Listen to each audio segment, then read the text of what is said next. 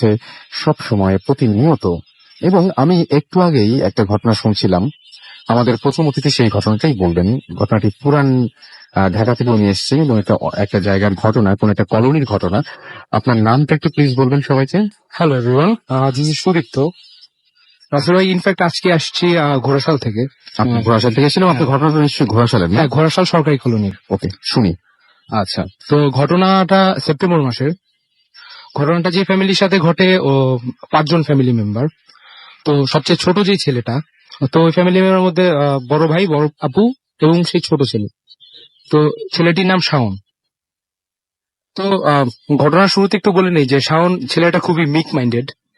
সে মানে খুব কম কথা বলে, সবার সাথে মিশলেও সে খুব লিমিটেড ভাবে বাইরে যায়, সে খেলাধুলা করে অ্যাজ ইউজুয়াল, খুব নর্মাল। তো ছোটবেলা থেকে ও একটু ভীতু প্রকৃতির ছিল, যে সন্ধ্যাবেলা দেখা যায় যে খেলতে গেলে যখন সন্ধ্যা হয় তখন বাসায় উঠতে গেলে ওর মাকে ডাক দেয় সিঁড়ির থেকে, যে মা এসে বাসায় নিয়ে যাও। তো ঘটনা যেদিন, ওই দিন রাত্রে একটা ফ্যামিলি অ্যাজ ইউজুয়াল যেভাবে ঘুমায় রাত্রে 11:30 থেকে 12টা পর্যন্ত মধ্যে, তো আন্টি কি করে যে ওকে অ্যাজ ইউজুয়াল ওর বিছানা রেডি করে দিয়ে ঘুমাতে যেতে বলল। তো রাত্রেবেলা আন্টি জাস্ট ফিনিশিং এর জন্য একবার কিচেনে যায়। কিচেন থেকে ফেরার পথে দেখে যে ডাইনিং রুমে শাওন দাঁড়িয়ে আছে এবং জানালা দিয়ে বাইরে তাকিয়ে। তো প্রথমে বলে যে কি ব্যাপার, তুই এখনো ঘুমাস নাই? কিছু না, মুখ পানি খাবো। তো ঠিক আছে, তুই রুমে যা, আমি তোর জন্য পানি নিয়ে আসছি। তো আন্টি তার ছেলেকে রুমে পাঠায়। আন্টি এক মগ পানি নিয়েও যায় রুমে, শাওনকে দেয়, শাওন খায়। তো খাওয়ার পরে ওকে ওই দিন রাত্রেবেলা রুমে রেখে আসে, মশারি কমপ্লিট করে, বিছানা কমপ্লিট করে ওকে ঘুমাতে দিয়ে আসে। তো রাত্রের বেলা হয় কি যে 1:30 থেকে 2টার দিকে আন্টি আরেকবার যায়। আন্টি আরেকবার বের হয়, বের হওয়ার পরে সেম দৃশ্য, যে শাওন ডাইনিং রুমে বাইরের দিকে তাকিয়ে আছে। তো বলে যে কি ব্যাপার, তুই এখনো ঘুমাসনি? এটা বলার সাথে সাথে ও কি হয় যে দৌড় দিয়ে ওর মধ্যে, ও যে রুমে ঘুমাতো ওই রুমে ফিরে আসে। তো রাত্রে ওই দিন খুব খারাপ কিছু ঘটে, যে ওই দিন রাতে 2টোর দিকে আশেপাশ থেকে শোনা যায় অনেক আঙ্কেল আন্টি মানে জোরে জোরে আম্মু আব্বু বলতে শুনেছিল। আর ফিনিশিং রাত্রেবেলা যেটা হয় যে একটা ফ্যামিলির নর্মাল ঘুমানোর সময় দরজা আটকেই ঘুমাবে। আর আমাদের ঘটনাটা শুনি, আপনি যেভাবে আমাকে বলেছিলেন সেভাবে প্লিজ একটু বলেন। তো রাত্রেবেলা হয় কি যে যখন ছেলে শোয়ার পরে সামথিং ওর রুমে এক্সিস্টেন্স একটা থাকে। তো ওই ওকে একটা কিছু ক্যারি করে নিয়ে যায়। নিয়ে যাওয়ার পরে রাতে তো কেউ কোনো কিছু টের পায়নি। সকালবেলা পিছনে বিল্ডিং এর এক আঙ্কেল সকালে নামাজের পরে আসে, এসে বাসায় নক করে। নক করার পরে বলে যে আন্টি অ্যাজ ইউজুয়াল দরজা খোলে আঙ্কেলকে সাথে নিয়ে। তো বলে কি এত সকালবেলা কি হয়েছে? পরে বলে যে আপনাদের ছেলে তো নিচে পড়ে আছে। তো সকালবেলা দরজা খোলার আগে এত রুম টুম চেক করে ওরা যায়নি, বলে যে না আমার ছেলে আমার রুমে আছে, আমাদের রুমে ঘুমাচ্ছে। পরে বলে না, আসুন আপনি নিচে আসুন, নিচে এসে দেখে যান। তো নিচে গিয়ে দেখে যে আসলেই শাওন পরে আছে, ওর শরীরের শার্ট গুলো ছেঁড়া। আর এই ছেলেটা রাসেল ভাই আসলে কিরকম, যে আমরা যদি ধস্তাধস্তি করে ছিঁড়ি, এটা আসলে সে ছেঁড়া না। আমি যদি রেতি দিয়ে আপনার শার্ট বা টি শার্টে পোজ দেই, অথবা কোনো কিছু যদি আপনাকে খাঁচি দেয় স্ক্র্যাচ করে, তাহলে এটা ছিল অনেকটা হার্মটা ওই রকম। আর ওর জিহ্বাটা যে খুব খারাপ ভাবে ড্যামেজড ছিল, আর মাথার এই সাইডে অনেক ব্যথা পায়। আর সবচেয়ে মোস্ট ইম্পর্টেন্টলি পার্ট যেটা, ওর ফিমার, বাম পায়ের ফিমার, এই ফিমারের হাড় কিন্তু খুব শক্ত। এটা নর্মালি একটা মানুষের পক্ষে মোটেও ভাঙা সম্ভব না, যদি এটার উপর দিয়ে কোনো গাড়ি বা না যায়, অন্য কিছু না যায়। তো এই ফিমারটা ভাঙা ছিল, ওর বাম পা এখনো পুরোপুরি হাঁটতে পারে না, ও ক্রাচ ইউজ করে। আমি একটু ঘটনাটা আপনি আমাকে যেভাবে বলেছেন আমি একটু সবাইকে বলি। সেটা হচ্ছে যে আপনি হসপিটালে তাকে নিয়ে যাওয়া হয় এবং আপনি বলেছিলেন যে হসপিটালে তাকে খুব খারাপ অবস্থায় নিয়ে যাওয়া হয় এবং সেইখানে গিয়ে এই ছেলেটাকে আপনারা যেভাবে পান সেটা হচ্ছে সেই ছেলেটার মোটামুটি সমস্ত শরীরেই ড্যামেজড এবং প্লাস্টার করা ছিল। এবং তাকে ওইখানকার ডাক্তাররা মানে যখন সে সচেতন তখন চেতনা ফিরে পাওয়ার পর জিজ্ঞেস করেছিল যে তোমার কি হয়েছিল। সে প্রথম যে কথাটা বলে সেটা কি বলে? সে বলে যে আমি একটা জিনিসই ফিল করতে পারি, সেটা হচ্ছিল সামথিং আমাকে ডাক দিয়ে কোলে করে নিয়ে যায়। এরপর আমার ঘুম ভাঙে, আমি নিজের শরীরকে এত ড্যামেজড অবস্থায় নিচে দেখতে পাই। ওকে, এখন বলেন যে ওনাকে আসলে কিভাবে পাওয়া গিয়েছিল, ওই জায়গাটার বর্ণনা দেন।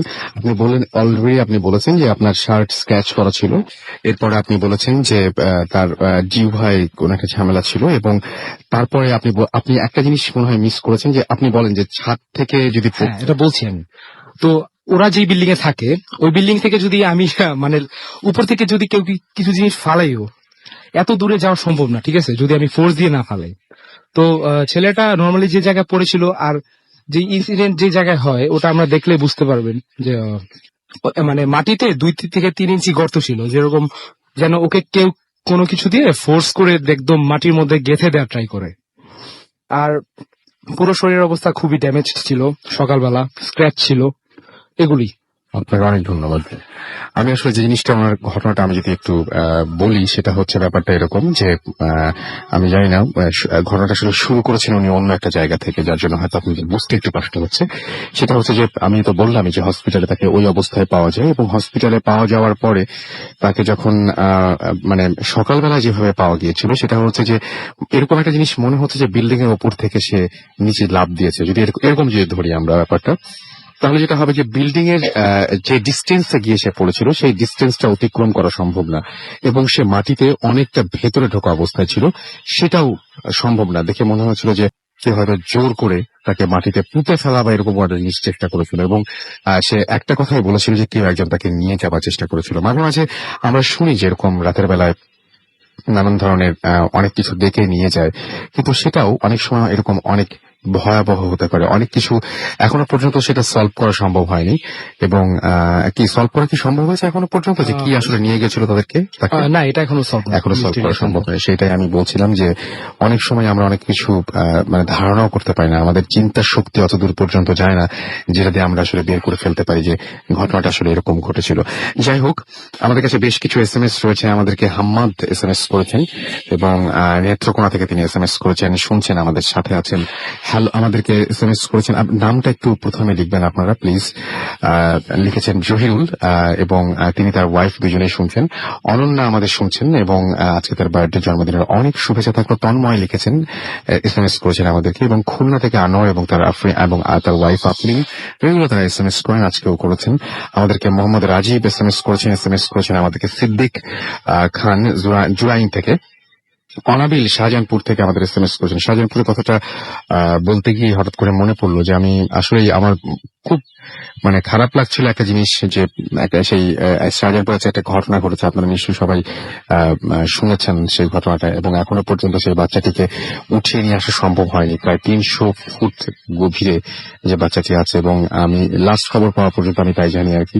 তো আমি সর্বাঙ্গীন ভাবে আমি তার মঙ্গল কামনা করি, এবং আমি আশা করছি যে অবশ্যই যেন মানে সেই বাচ্চাটিকে আমরা ভালোভাবেই ফিরে পাই, সেটা আমি আশা করবো আর কি। আমাদেরকে মাহবুব এবং মাহবুব আমাদেরকে মোহাম্মদপুর চিটাগং থেকে SMS করেছেন। তন্ময় রয় আমাদের SMS করেছেন বেরি রোড থেকে। এছাড়াও শোয়েব আমাদের SMS করেছেন। জ্যাকলিন আমাদের যশোর থেকে SMS করেছেন। রাব্বি এবং সাগর আমাদের SMS করেছেন শুভ। এছাড়াও স্বপন আমাদের SMS করেছেন মোহাম্মদপুর থেকে।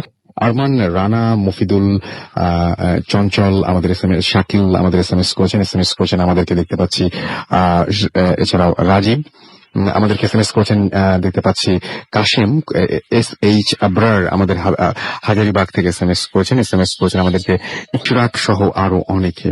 আমাদের ফেসবুক পেজ আছে, সেখানে আপনারা চলে যেতে পারেন www.facebook.com/radio.ফুর্তি অথবা www.facebook.com/bhutfm.russell, এই দুটো অ্যাড্রেসে, এবং সেখানে গিয়ে আপনি কিন্তু আপনার যে পোস্টগুলো আমাদের রয়েছে সেখানে লাইক দিয়ে কমেন্ট করতে পারেন, জানাতে পারেন কোন ঘটনা কেমন লাগছে এবং কোন ঘটনা শুনতে আপনার বেশি ভালো লেগেছে। এই সমস্ত বিষয়গুলো কিন্তু আপনি জানাতেই পারেন। যাই হোক, আমরা এখন আমাদের পরবর্তী ঘটনায় চলে যাব, এবং এই ঘটনাটি একটা ইমেইল আমি পড়তে চাই। এই ইমেইলটিও আমাদের রেগুলার একজন লিসনারই পাঠিয়েছেন, এবং ইমেইলটি আমার কাছে বেশ ভালোই লেগেছে। আমি আপনাদের একটু পড়ে শোনাই। আমাদেরকে লিখছেন, হ্যালো রাসেল ভাই, আশা করি ভালো আছেন। আমি জয় আরিফিন লিখছি নোয়াখালীর লক্ষ্মীপুর থেকে। আপনারা হয়তো একটু অবাক হচ্ছেন যে আমার ইমেল রেগুলারই থাকে কেন, তাই বলে রাখছি আমি ইদানিং ভূতকে এতটাই ভালোবেসে ফেলেছি যে এখন প্রতি এপিসোডের জন্যই ঘটনা কালেক্ট করি। আচ্ছা, একটা জিনিস বলি আমি, সেটাই যে আপনারা যারা ঘটনা পাঠিয়েছেন তারা যে আর কোনোদিন ঘটনা পাঠাতে পারবেন না বা ভূত ফিল্মে আসতে পারবেন না এরকম কিন্তু না। আপনাদের কাছে যদি নতুন ঘটনা থাকে অবশ্যই অবশ্যই আমাদের পাঠিয়ে দিবেন, এবং আপনারা সবসময় ভূত ফিল্মের জন্য আপনাদের দরজা খোলা রয়েছে। আচ্ছা, যদি তারপরে তিনি লিখছেন, যদি আমার এই ভালোবাসা বহমান থাকে তবে কোন সপ্তাহে আমার ইমেল করা মিস হবে না ইনশাল্লাহ। আজকের এপিসোডে 2014 সালের শেষ এপিসোড, তাই আমি 2014কে বিদায় জানিয়ে শুরু করছি আমার কালেক্ট করা প্রথম ঘটনাটি আমার মামাতো ভাইয়ের কাছ থেকে শোনা। এটা তার পরিবারে ঘটে যাওয়া অতি দুঃখজনক একটা ঘটনা। আমি ঠিক তার মতো করেই বলছি। আচ্ছা, যিনি বলছেন তিনি হচ্ছেন শাকিল। স্বপ্ন কখনো বাস্তব হয় এ কথা নিয়ে ছোটবেলা থেকেই আমার মতবিরোধ ছিল, কিন্তু এই ঘটনাটি আমাকে আমার বিশ্বাস থেকে খানিকটা নয় পুরোটাই নাড়িয়ে দিল। স্কুলে তখন টেস্ট পরীক্ষা চলছিল, অনেক রাত জেগে পড়তে হতো। স্বল্পতই অনেক রাত পড়ে ঘুমাতাম আর খুব ভোরে উঠে পড়া শুরু করতাম। খুব একটা ভালো ঘুম হতো না, তবুও প্রতিদিন আমি এই অদ্ভুত একটা স্বপ্ন দেখতাম চারিদিকে মানুষ, মাঝখানে একটি লাশ, আর আমি সেই লাশের পাশে পাশে কাঁদছি, খুব কাঁদছি। লাশটি কার ছিল সেটা দেখতে গেলে আমার ঘুম ভেঙে যেত। যাই হোক, এই নিয়ে তেমন একটা ভাবিনি, কারোর সাথে শেয়ারও করিনি। পরীক্ষা শেষ হলো, সেদিন খুব তাড়াতাড়ি ঘুমিয়ে পড়ি, কিছু না খেয়েই ঘুমাই। অবাক করা ব্যাপার হলো সে রাতে আমি একটি নয় দুটি স্বপ্ন দেখি। প্রথম দেখলাম মা আমাকে খুব আদর করে খাইয়ে দিচ্ছে আর বলছে, বাবা খুব ভালো রেজাল্ট করবি তুই, তবে আমি তোর রেজাল্ট শুনে যেতে পারবো না, শুনে যেতে যদি না পারে আমার উপর রাগ করিস না। মা বলে একটা চিৎকার দিলাম, ঘুম ভেঙে গেল। আম্মু অন্য রুম থেকে দৌড়ে এসে বলল, কি হয়েছে? মাকে কিছুই বলিনি, তিনি আমাকে হালকা খাবার খাইয়ে আবার ঘুম পাড়িয়ে দেন। এরপর আমি আবার সেই পুরনো স্বপ্নটি দেখলাম, লোকজন, লাশ, আমি কাঁদছি। তবে এবার আরেকটু দেখলাম, আমি লাশটার কাছে গেলাম, লাশটার মুখ খুললাম, আর মুখ খুলে যা দেখলাম তা যেন কোনো সন্তানের কপালে না জোট। আমি দেখলাম লাশটি আর কারণ নয়, আমার মায়ের। এরপর কিছুদিন কেটে গেল, স্বপ্নটি প্রায় ভুলেই গেলাম। স্কুলে রেজাল্ট দিল, আমি খুব ভালো রেজাল্ট করেছি বলে সবাই আমাকে নানাভাবে শুভেচ্ছা জানাচ্ছিল এবং উইশ করার জন্য অপেক্ষা করছিল। তাদের সাথে থাকা অবস্থায় আমার বাবার ফোন থেকে একটা কল আসে। সালাম দিলাম, বললাম আমি খুব ভালো রেজাল্ট করেছি, মায়ের কাছে ফোনটা দিন। ওপাশ থেকে কেঁদে কেঁদে খালামণি বলল, তোর মা আর বেঁচে নেই। কাউকে কিছু না বলে বাসায় আসলাম, এসে মায়ের লাশের কাছে বসে কান্নাকাটি করলাম আর মায়ের লাশকে বললাম, মা আমি খুব ভালো রেজাল্ট করেছি। সবাই আমাকে সান্ত্বনা দিচ্ছিল। পরে জানতে পারলাম মায়ের মৃত্যুর কোনো কারণ খুঁজে পাওয়া যায়নি। বাবা দোকান থেকে এসে মাকে মৃত অবস্থায় খাটে শোয়া অবস্থায় পান এবং ততক্ষণে মা মৃত। আমার মাকে আমি আজও খুব মিস করি। সবাই আমার জন্য দোয়া করবেন। ধন্যবাদ। এই ছিল ঘটনা, ভালো লাগলে শেয়ার করবেন। লিখেছেন জয় আরিফিন। আপনাকে অনেক ধন্যবাদ আপনার এই ঘটনার জন্য, এবং আশা করছি যে অনেকের কাছে হয়তো ঘটনাটা ভালো লেগেছে, এবং আপনি অবশ্যই SMS এর মাধ্যমে, ফেসবুকের মাধ্যমে আপনি অবশ্যই জানাতে পারেন যে ঘটনাটা কেমন লেগেছে আপনার কাছে। আমার মনে হয় যে আপনি একটু ওই চেয়ারটা যাবেন প্লিজ। আর আমরা এখন নেক্সট ঘটনায় যাব, এবং ইন দ্য মিন টাইম আপনি আমাকে SMS করতে পারেন। SMS করতে হলে মোবাইলের মেসেজ অপশনে গিয়ে টাইপ করতে হবে ফুর্তি, FORTI ফুর্তি, স্পেস দিয়ে লিখতে হবে আপনার নাম, আপনার মেসেজ, তারপর পাঠিয়ে হবে 9840 নাম্বারে। আমরা চলে যাচ্ছি আমাদের দ্বিতীয় অতিথির কাছে। আপনার নামটা একটু বলবেন, আপনি কোথা থেকে এসেছেন? জি, আমি শিমুল, আমি আজিমপুর থেকে এসেছি। আচ্ছা, শুনি আপনার ঘটনা। জি, আমি বর্তমানে যে বাসাটায় আছি এখানে আমি 1 বছর যাবত আছি। তো নর্মালি আমি কখনোই রাতে ভয় পাই না বা লাইট অফ জ্বালিয়ে ঘুমাই না। তো এবার আমি এই বাসাটায় ওঠার পরে 2-একটা উইয়ার্ড ঘটনা ঘটে, যেগুলো আমার কাছে একটু অস্বাভাবিক লাগে এবং আমি একটু ভয় পাই। তো আমি পরে রুমমেটদেরকে জিজ্ঞাসা করি যে আসলে এই বাসায় কোনো প্রবলেম আছে কিনা। তো ওরা বলে যে খুব বেশি সিরিয়াস কিছু না, তবে ভয় পাওয়ার কিছু নাই। তো আমি এটা তো আমার একটা কানে নেই না। তো যেটা হয়েছে, ফাইনালি আমি সিরিয়াস যেটা ভয় পাই সেটা হচ্ছে এবার রোজার ঈদের আগের দিন রাতে এই পর্যন্ত রুমে কেউ না কেউ ছিল, কিন্তু ওই দিন আমি সম্পূর্ণ একা হয়েছি এবং পার্সোনাল কিছু কারণে আমি ঈদে বাড়ি যেতে পারিনি। তো ওই দিন রাতে অ্যাজ ইউজুয়াল আমরা একটা কথা বলে রাখি যে আমরা সবসময় বাথরুমের লাইটটা জ্বালিয়ে ঘুমাই, কারণ আমাদের মেইন ডাউটটা হচ্ছে যে মেবি আমাদের বাথরুমটাতেই প্রবলেম, এই জন্য আমরা সবসময় বাথরুমের লাইটটা জ্বালিয়ে তারপরে ঘুমাতাম। তো ওই দিন আমি অভ্যাসবশত, যেহেতু সবাই সবসময় জ্বালিয়ে রেখেছে, আমিও বাথরুমের লাইটটা জ্বালিয়ে আমি ঘুমিয়ে পড়ি। এবং আমি আরেকটা জিনিস বলে রাখি যে আমার যে বেডটা, ওটা হচ্ছে আমি রুমে আরো আমার রুমমেটরা আছে, আমার বেডটা একটু এক সাইডে, মানে রুমের মধ্যে ছোট্ট একটা রুমের মতো, ওখানে আমার বেডটা। তো আমি আমার মতো লাইট বন্ধ করে শুধু বাথরুমের লাইটটা জ্বালিয়ে ঘুমিয়ে পড়ি। বাথরুমে একটা আবছা আলো ছিল। তো আনুমানিক রাত 2টা কি 3টার সময় হবে, আমি ঘুমের মধ্যে আমি দেখছি যে আমি ওখানেই ঘুমিয়ে আছি, মানে আমি স্বপ্নে ওটাই দেখছি। আমি যেখানে ঘুমাচ্ছি ওই জিনিসটাই আমি স্বপ্নে দেখছি, যে আমি ঘুমাচ্ছি এবং আমার বাথরুমের যে লাইটটা, সেই লাইটের আলোটা একটু কোনাকুনি ভাবে আমার রুমের দরজায় পড়ছে, এবং এই আলোর মাঝখানে যদি কেউ এসে দাঁড়ায় তার একটা ছায়া পড়বে। আমি ঠিক সেটাই দেখছি যে 8-10 বছরের একটা ছেলে, হাফ প্যান্ট পরা ছেলেটা, তার পায়ের নিচের অংশটা দেখা যাচ্ছে, আমি শুধু তার পাটা দেখতে পাচ্ছি ছায়ার মধ্যে, তাকে আমি বাস্তবটা দেখিনি, শুধু ছায়াটাই দেখেছি। এবং দেখছি আর আমার রুমের দরজাটা আমার মাথার কাছে। তো ছেলেটা আমাকে বলতেছে, এই তোমাদের বাথরুমটা কোন দিকে, এরকম 2-3 বার বলার পরে আমি জাস্ট ডিস্টার্ব হই, যে আমাকে ঘুমের মধ্যে ভাঙালো। আমি বললাম যে তুমি এখানে কি করো, তুমি যাও ওদিকে, ওদিকে আমাদের বাথরুম। আমি বাথরুমটা দেখি, জাস্ট যেই আমি ওটা বলেছি ছেলেটা দৌড় দিয়ে চলে যায় এবং আমার ঘুমটা ভেঙে যায়। তো কিন্তু আমি ফিল করি যে এটা আমার স্বপ্ন ছিল না, আমি কথা বলেছি, আমার এরকম লেগেছে। কিন্তু তারপরও আমি উঠেও না বা লাইটও জ্বালাই না, আমি খুব ঘুমাই একটা গুরুত্ব দেন না ওই মুহূর্তে। এবং আমি সবার সাথে এটা শেয়ার করি যে দেখো আমি না এরকম একটু ভয় পাইছি, কিন্তু সবাই বলে না এটা স্বপ্ন, কেউ আমার এটা কোনো গুরুত্ব দেয়নি, আমিও ভেবেছি এটা স্বপ্ন। তো এই ঘটনার 1-1.5 মাস পরে আমি এখন যে বেডটায় আছি, ওই বেডটা আগে একজন আপু থাকতো, তাকে আমি চিনি এবং তার বাসায় আমি যাই, সে বর্তমানে যেখানে আছে।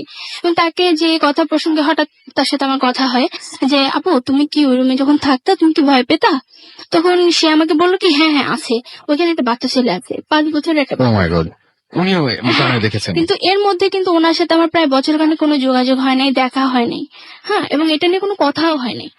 তো আমি বললাম যে তাই, আচ্ছা বলো তো তোমার সাথে কি হয়েছিল।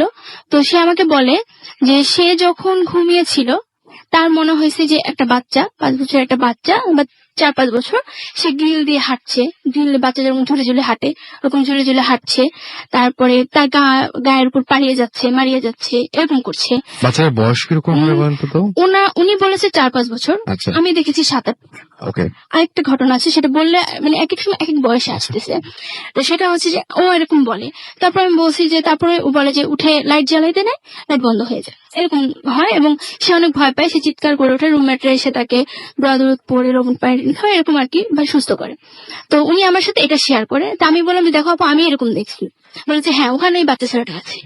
হ্যাঁ, তো তারপর উনি আমাকে যে হিস্টোরিটা বললো মূলত সেটা হচ্ছে যে আমি বর্তমানে যে রুমটায় আছি সেখানে মানে আমাদের বর্তমানে যে অ্যালটমেন্ট, এটা একটা সরকারি কলোনি, এবং এখন যারা আছে তার আগে যারা থাকতো ওনাদের একটা ছেলে ছিল এবং সেই ছেলের একটা মেয়ের সাথে অ্যাফেয়ার ছিল, কিন্তু ফ্যামিলিগত ভাবে সেই অ্যাফেয়ারটা মেনে নেয় না, মেনে না নিয়ে অন্য একটা মেয়ের সাথে তাকে বিয়ে দেয়। এবং ওই ওয়াইফের সাথে ওনার সবসময় গন্ডগোল বা ঝগড়াঝাটি হতো, এবং পরবর্তীতে যেটা হয় যে ছেলেটা গায়ে আগুন লাগিয়ে আত্মহত্যা করে এবং মেয়েটাও গলায় ফাঁসি দিয়ে আত্মহত্যা করে। হ্যাঁ, দুজনেই। ওই রুমে এই ঘটনাটা ঘটে এবং পরবর্তীতে অ্যালটমেন্ট চেঞ্জ হয়, বাড়িওয়ালা চেঞ্জ হয়। এখন বর্তমানে যারা আছে এরাও প্রায় 16-17 বছরের উপরে আছে, অনেক আগের ঘটনা। তো আমরা ধারণা করেছি মূলত তার মানে এইটার জন্য এরকমটা হয়েছে। তো তারপরে দেখা গেছে যে পরে আর কোনো কিছু ঘটে নাই, কিন্তু আবার কোরবানি ঈদের সময়, এটা বলেছি আমি রোজার ঈদের ঘটনা, এখন আবার কোরবানি ঈদের ঠিক সেম কাহিনী, রুমে সবাই বাড়ি চলে গেছে, আমি আবার একা হয়ে গেছি। তো আগের ঘটনার কারণে যখন আমি আপুর কাছে শুনেছি যে এরকম একটা আপুর সাথে ঘটেছে, আপু ভয় পেয়েছে, আর আমি যেটা পরে চিন্তা করে দেখেছি আপু আমার মতো সেম দেখেছে, স্বপ্নেই দেখেছে, যেটা আমি ঘুম থেকে ওটা ফিল করেছি যে না এটা আমার স্বপ্ন না বাস্তব। উনি হয়তো ভয়ের চেয়ে ওটাই ভেবেছে, না ওটা উনি দেখেছে। আমি এটাই চিন্তা করে পেয়েছি যে ওনার সাথে আমার সাথে যা ঘটেছে ওনার সাথে সেম তাই ঘটেছে, স্বপ্নের মধ্যে উনি স্বপ্ন দেখেছে। তো কোরবানি ঈদের সময় যেটা হয়েছে, এরকম আমি সেম ঘুমিয়ে আছি এবং ঠিক আগের মতো ঘুমিয়ে ঘুমিয়ে স্বপ্ন দেখছি আমি ওখানে ঘুমাচ্ছি, ওই মুহূর্তটাই আমি স্বপ্ন দেখছি ঘুমিয়ে। এবং আম, ওই সময় মানে একদম সেম টাইমে 2টা-3টা বাজে ওই সময় হঠাৎ আমার মনে হলো কি যে আমার এই বাগানের নিচে কেউ ফু দিচ্ছে। আচ্ছা। ফু দিলে আপনার গায়ে যদি একটা ফু দেয় একটা ফিলিংস আসবে কিন্তু যে আমার এখানে ফু দেওয়া হয়েছে, ওরকম ফু দিচ্ছে। 2টা ফু হওয়ার পরে আমি স্বপ্ন দেখছি, আমি স্বপ্নের মধ্যে দেখছি আমি ঘুমটা ভেঙে গেছে। ঘুম ভেঙে যাওয়ার পর আমি উঠে লাইট জ্বালানোর ট্রাই করছি, লাইট নেমে গেল। 2-3 বার আমি ট্রাই করেছি, লাইটটা নেমে গেল জ্বলেনি? না। এবং আমি মানে জ্বলে নিভেছে নাকি নেভানো, মানে জ্বলেই নাই? জলে জলে নিভেছে, জ্বলে নিভেছে। জলে নিভেছে। আমি যতবার জ্বালি এটা নিভে যাচ্ছে। ওকে। তারপর আমি ভয় পেয়ে উঠে যাই। উঠে আমি আমার রুম থেকে বের হই, মানে আমার যে সামনে যে রুমের প্যাসেজটা ওখানে যাওয়ার চেষ্টা করি এবং ওখানে দেখি যে আমার রুমমেটের বেডের উপরে একটা বাচ্চা ছেলে শুয়ে আছে, 2-3 বছর একটা বাচ্চা ছেলে। বাচ্চা ছেলেটার চুলগুলো খুব উস্কো খুস্কো এবং প্রচন্ড রক্তচক্ষু, সে এরকম করে আমার দিকে তাকিয়ে আছে, চোখ মটকা এরকম তাকিয়ে আছে।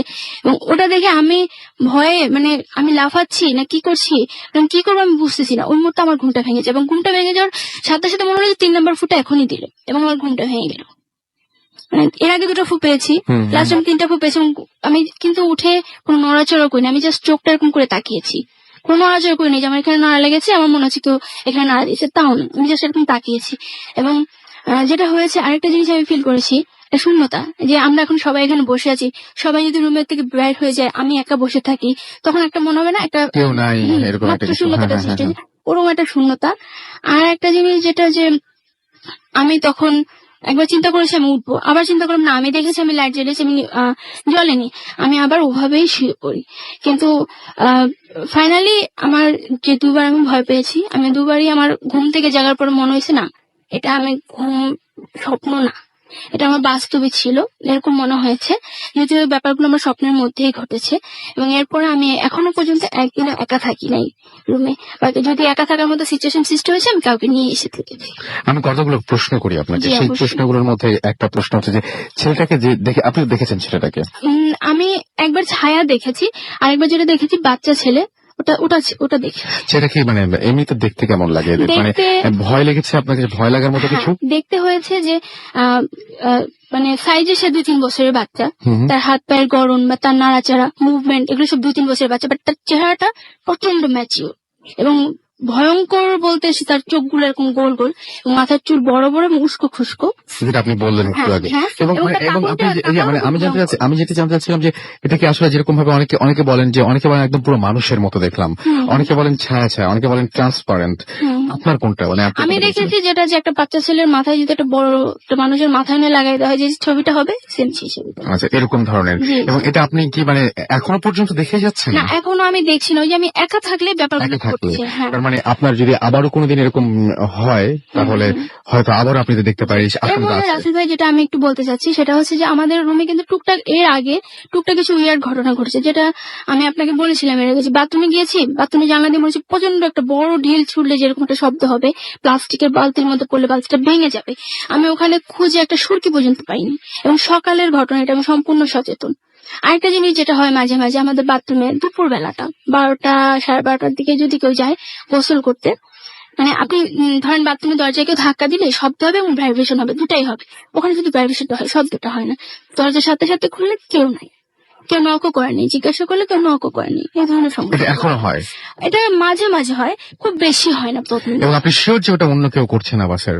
দরজা খোলার সাথে সাথে কেউ নাই এবং সবাইকে বলা হয়েছে, জিজ্ঞাসা করা হয়েছে, কেউ এটা করেনি। ওকে, আমি আপনাকে একটা সাজেশন দিব যে পরে দেখবেন যে যদি বাথরুমটার এরকম কোনো সুযোগ থাকে, অ্যাটাচ বাথ যদি হয়, অ্যাটাচ বাথ, তাহলে আপনি দেখবেন যে মেইন দরজাটা বন্ধ করার পর এরকম কোনো ঝামেলা হয় কিনা, মানে মেইন দরজা লক করা আছে তারপরে যদি এরকম সমস্যা হয় তাহলে সমস্যাটা আসলেই বেশ ভয়ঙ্কর। যাই হোক, আমরা অনেক কিছুই ইগনোর করি আমাদের লাইফে। থ্যাংক ইউ সো মাচ আপনার ঘটনার জন্য, আপনাকে অনেক ধন্যবাদ। কিন্তু আসলে মাঝে মাঝে দেখা যায় যে ঘটনাটা অন্য, আমরা অনেক পরে টের পাই যে তখন হয়তো এরকম ইগনোর না করলেই ভালো হতো। যেমন একটা ছোট্ট বিরতিতে যেতে হচ্ছে আমাদের, এবং বিরতির পরে আবারও ফিরে আসবো। সেই পর্যন্ত আশা করছি আমাদের সাথে থাকবেন। স্টে টিউনড রেডিও ফুর্তি এন্ড ডোন্ট স্টপ দ্য ফুর্তি।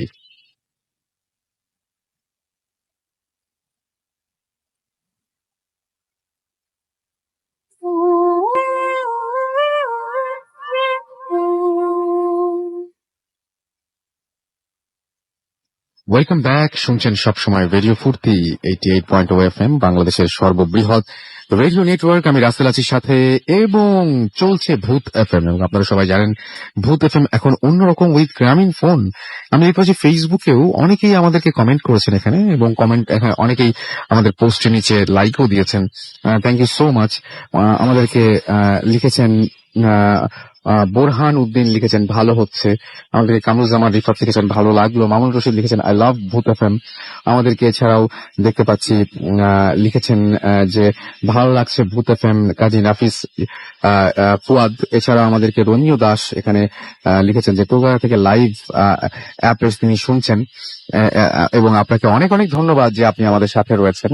এছাড়াও আমাদেরকে দেখতে পাচ্ছি যে আরো অনেকে এখানে লিখেছেন। সুমন আহমেদ লিখেছেন গুড মর্নিং, গুড আচ্ছা ভূত এফএম, তিনি লিখেছেন কি ভূত এফএম ভালো লাগছে তার কাছে, সেটা তিনি লিখেছেন আর কি। এছাড়াও দেখতে পাচ্ছি যে আরো অনেকেই আমাদের লিখেছেন। এমডি নীরব খান আমাদেরকে এখানে এসএমএস করেছেন এবং তিনিও লিখেছেন তার কাছে ভালো লাগছে। আমাদেরকে এমডি তারিকুল ইসলাম লিখেছেন নতুন বছরের শুভেচ্ছা।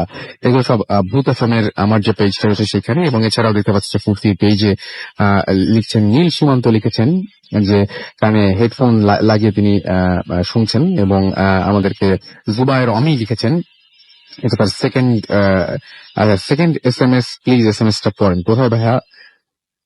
ডেফিনেটলি আপনার এসএমএস পেলে আমি পড়বো। এছাড়াও আমাদেরকে এমডি আরিফ লিখেছেন যে সেকেন্ড স্টোরিটা তাকে অনেক ইমোশনাল করে দিয়েছে। আমাদেরকে মেহেদি হাসান লিখেছেন যে রুমে একা খুব ভয় পেয়েছেন তিনি। এছাড়াও এসএমএস করছেন অনেকেই, আমাদেরকে এসএমএস করছেন দেখতে পাচ্ছি ফারুক শান্তিবাগ চট্টগ্রাম থেকে। এছাড়াও রাইম আমাদের এসএমএস করেছেন এবং তিনি বলছেন সেকেন্ড স্টোরি ওয়াজ নাইস, এবং তিনি প্রথম শুনছেন। আচ্ছা, আমাদেরকে এছাড়াও দেখতে পাচ্ছি আমাদেরকে এছাড়াও তুর্য এসএমএস করেছেন স্টেশন রোড তেজগাঁ থেকে।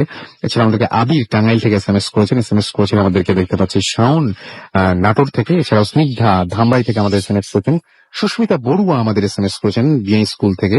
এছাড়া আমাদের এসএমএস করেছেন সুমন জ্যাকসন হাসনাবাদ থেকে। আমাদেরকে আরো অনেকেই এসএমএস করছেন। জহুরুল ইসলাম আমাদেরকে এসএমএস করছেন মুন্না এসএমএস করছেন আমাদেরকে আলভিন সহ আরো অনেকে। আপনি যদি এসএমএস করতে চান মোবাইলের মেসেজ অপশনে গিয়ে টাইপ করুন ফুর্তি FOORTI ফুর্তি, স্পেস দিয়ে লিখুন আপনার নাম, স্পেস দিয়ে আপনার মেসেজ পাঠিয়ে দিন 9840 নাম্বারে। যদি আমাদের ইমেইল করতে চান আমাদের ইমেইলের অ্যাড্রেস হচ্ছে bhootfm@radiofurti.fm which is BHOOTFM@radioforti.fm। আপনার নাম, ঠিকানা এবং ফোন নাম্বার সহ আপনার জীবনের সেরা ঘটনা পাঠিয়ে দিন আমাদের কাছে।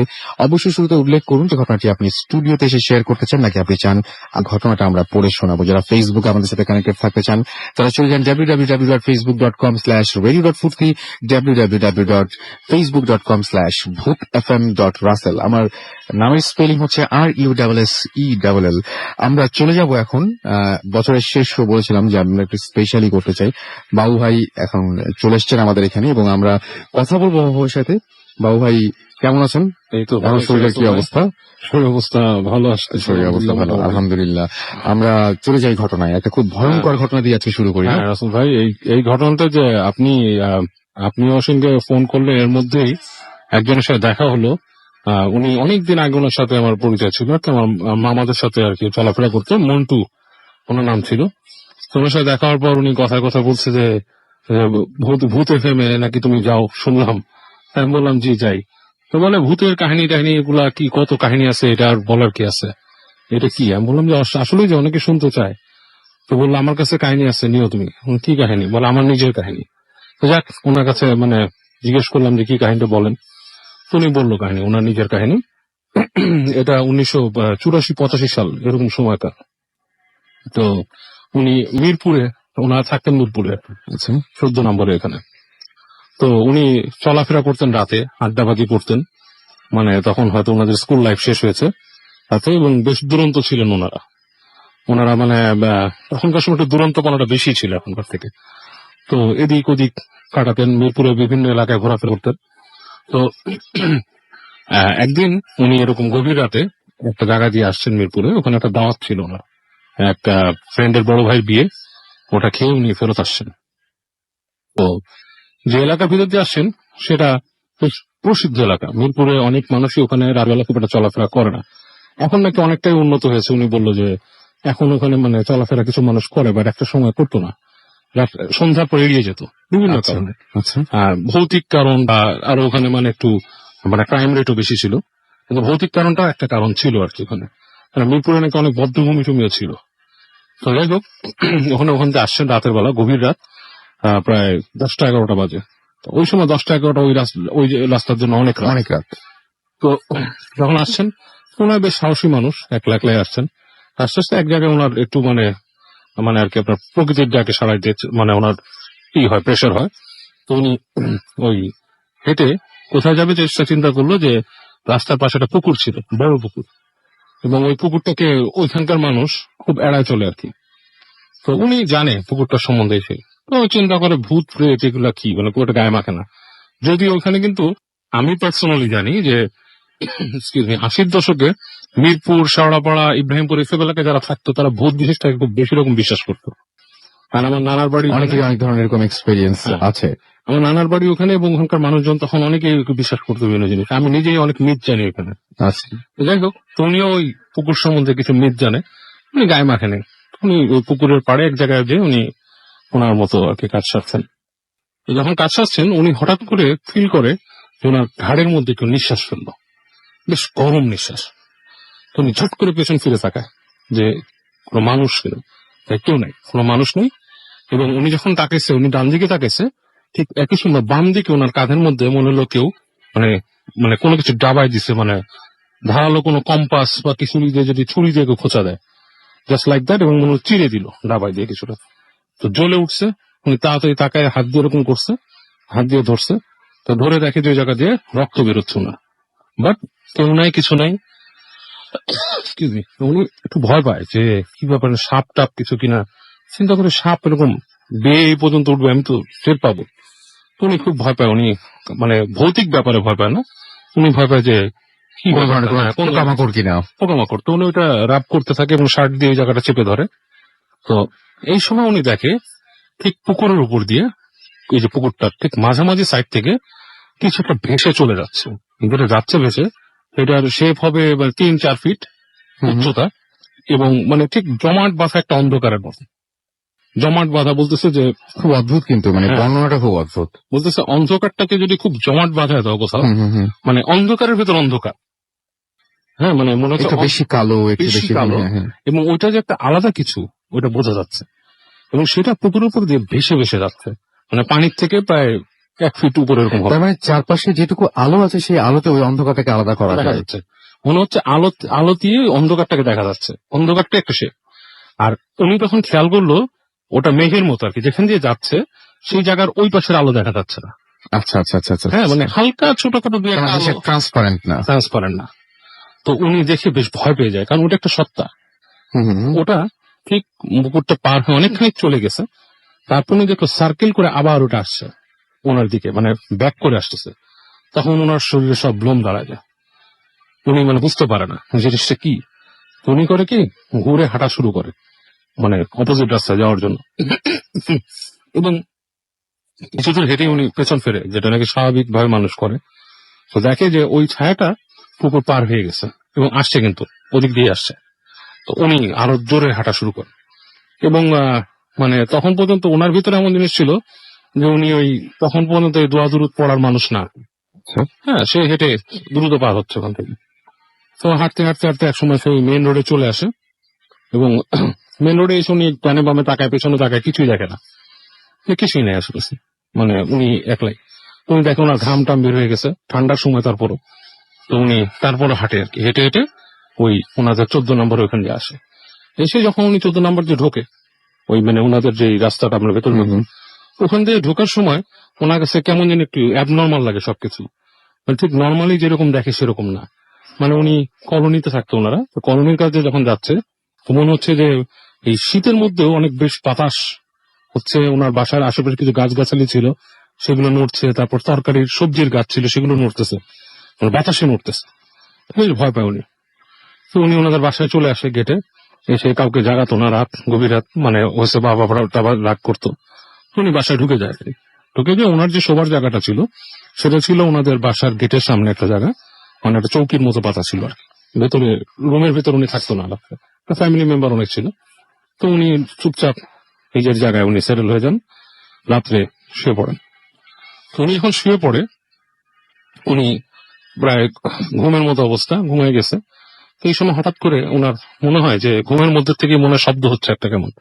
তো উনি তাকায় ঘুমের আর ফুটকাট একটা শব্দ আর কি তাকায় দেখে কেউ নাই। তখন উনি হঠাৎ খেয়াল করে আচ্ছা অন্ধকারে ওনার যে যে জায়গাটা উনি শুয়ে আছে তার সামনে মানে বারান্দা ছিল দিকে, তাকে বারান্দার মধ্যে ওরকম ঠিক জমাট বাঁধা অন্ধকার, ওই অন্ধকারটা এবং ওই মানে অন্ধকারটা বাইরের যে আর্চ লাইট যেটা লাইটটাকে ব্লক করে রাখছে। ওয়াও, ভয়াবহ ব্যাপার। কিছুটা দাঁড়ায় আছে ওখানে। তো উনি তখন খুব ভয় পায় এবং ওই সময় উনি নিজের অজান্তেই দোয়া পড়েন। তো দোয়া পড়েন এবং চোখ বন্ধ করেন, আবার তাকান। তো একটু পরে উনি মনে করেন যে মানে ওনার একটু ধাতস্থ হয়, আবার তাকে দেখে কিছু নাই। তো উনি ঘুমানোর চেষ্টা করে, চোখ বন্ধ করে শুয়ে থাকে। তার কিছুক্ষণ পর যেটা হয়, সে মানে এটাতে খুব ভয় পেয়ে যায়। উনি ফিল করে খুব ঠান্ডা কিছু একটা ওনার কপালে টাচ করতেছে। তো উনি ফট করে হাত দিয়ে ধরার চেষ্টা করেন যে কি জিনিসটা। হাত দিয়ে ধরে দেখে একটা লোমস হাত। বেশ মানে মনে হচ্ছে যে মানে পশম। কি জিনিসটা উনি যেটা বলছে ফেইদার আছে না, ওই যে গাড়ি টাড়ি পরিষ্কার করি আমরা, ওই টাইপের নরম লোমস। আচ্ছা।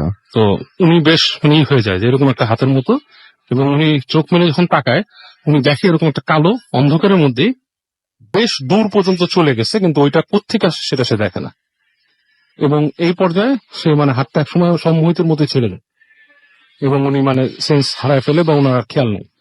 তো উনি ভোরবেলা ওনার ঘুম ভাঙে, তখন ওই যে সকালে যখন আপনার আজান হচ্ছে এই সময় ওনার ঘুম ভাঙে, এবং উঠে যে উনি পরদিন সকালে ওনার মাকে বলে, ওনার জ্বর টর এসে যায় আর কি অবস্থায়।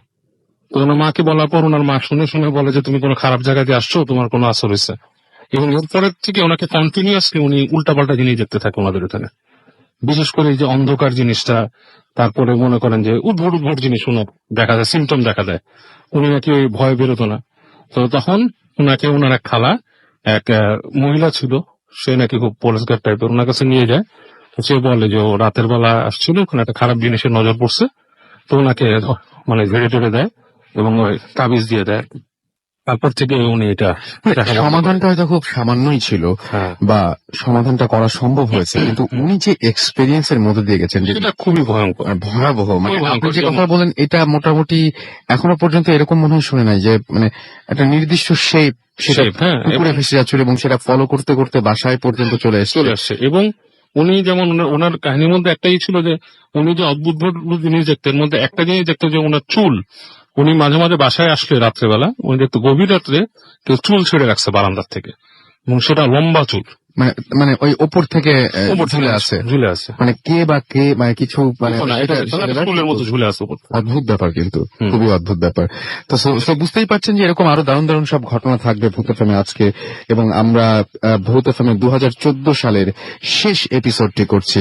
সামনে নতুন বছর আমাদের, এবং এই মুহূর্তে আপনাদের সবাইকে জানিয়ে রাখছি যে ছোট্ট বিরতি নিতে হবে আমাদেরকে, এবং বিরতির পরে আবারও ফিরে আসবো। ইন দ্য মিন টাইম আপনারা আমাদের SMS করুন, মোবাইলের মেসেজ অপশনে গিয়ে টাইপ করুন ফুর্তি FORTI ফুর্তি, স্পেস দিয়ে লিখুন আপনার নাম, স্পেস দিয়ে আপনার মেসেজ পাঠিয়ে দিন 9840 নাম্বার। যারা আমাদের ইমেইল করতে চান তারা আমাদের ইমেল অ্যাড্রেসটি জেনে নিন। আমাদের ইমেল অ্যাড্রেস হচ্ছে bhutfm@radioforti.fm, which is BHWTFM@radioforti.fm। আপনার নাম, ঠিকানা এবং ফোন নাম্বার সহ আপনার জীবনে ঘটে যাওয়া সেরা ঘটনাগুলো পাঠিয়ে দিন আমাদের কাছে। ফেসবুকের অ্যাড্রেসটি হচ্ছে www.facebook.com/radio.furti, www.facebook.com/bhutfm.russell।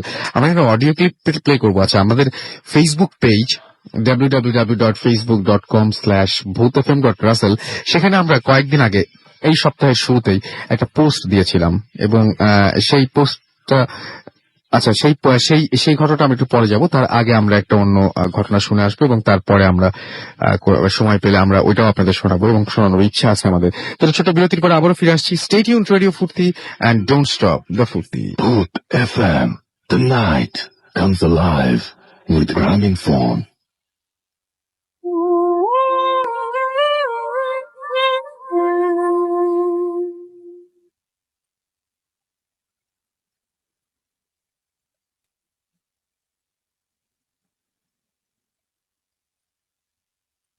আসসালামু আলাইকুম রাসেল ভাই, আমি খুলনা থেকে নাফিস বলছি।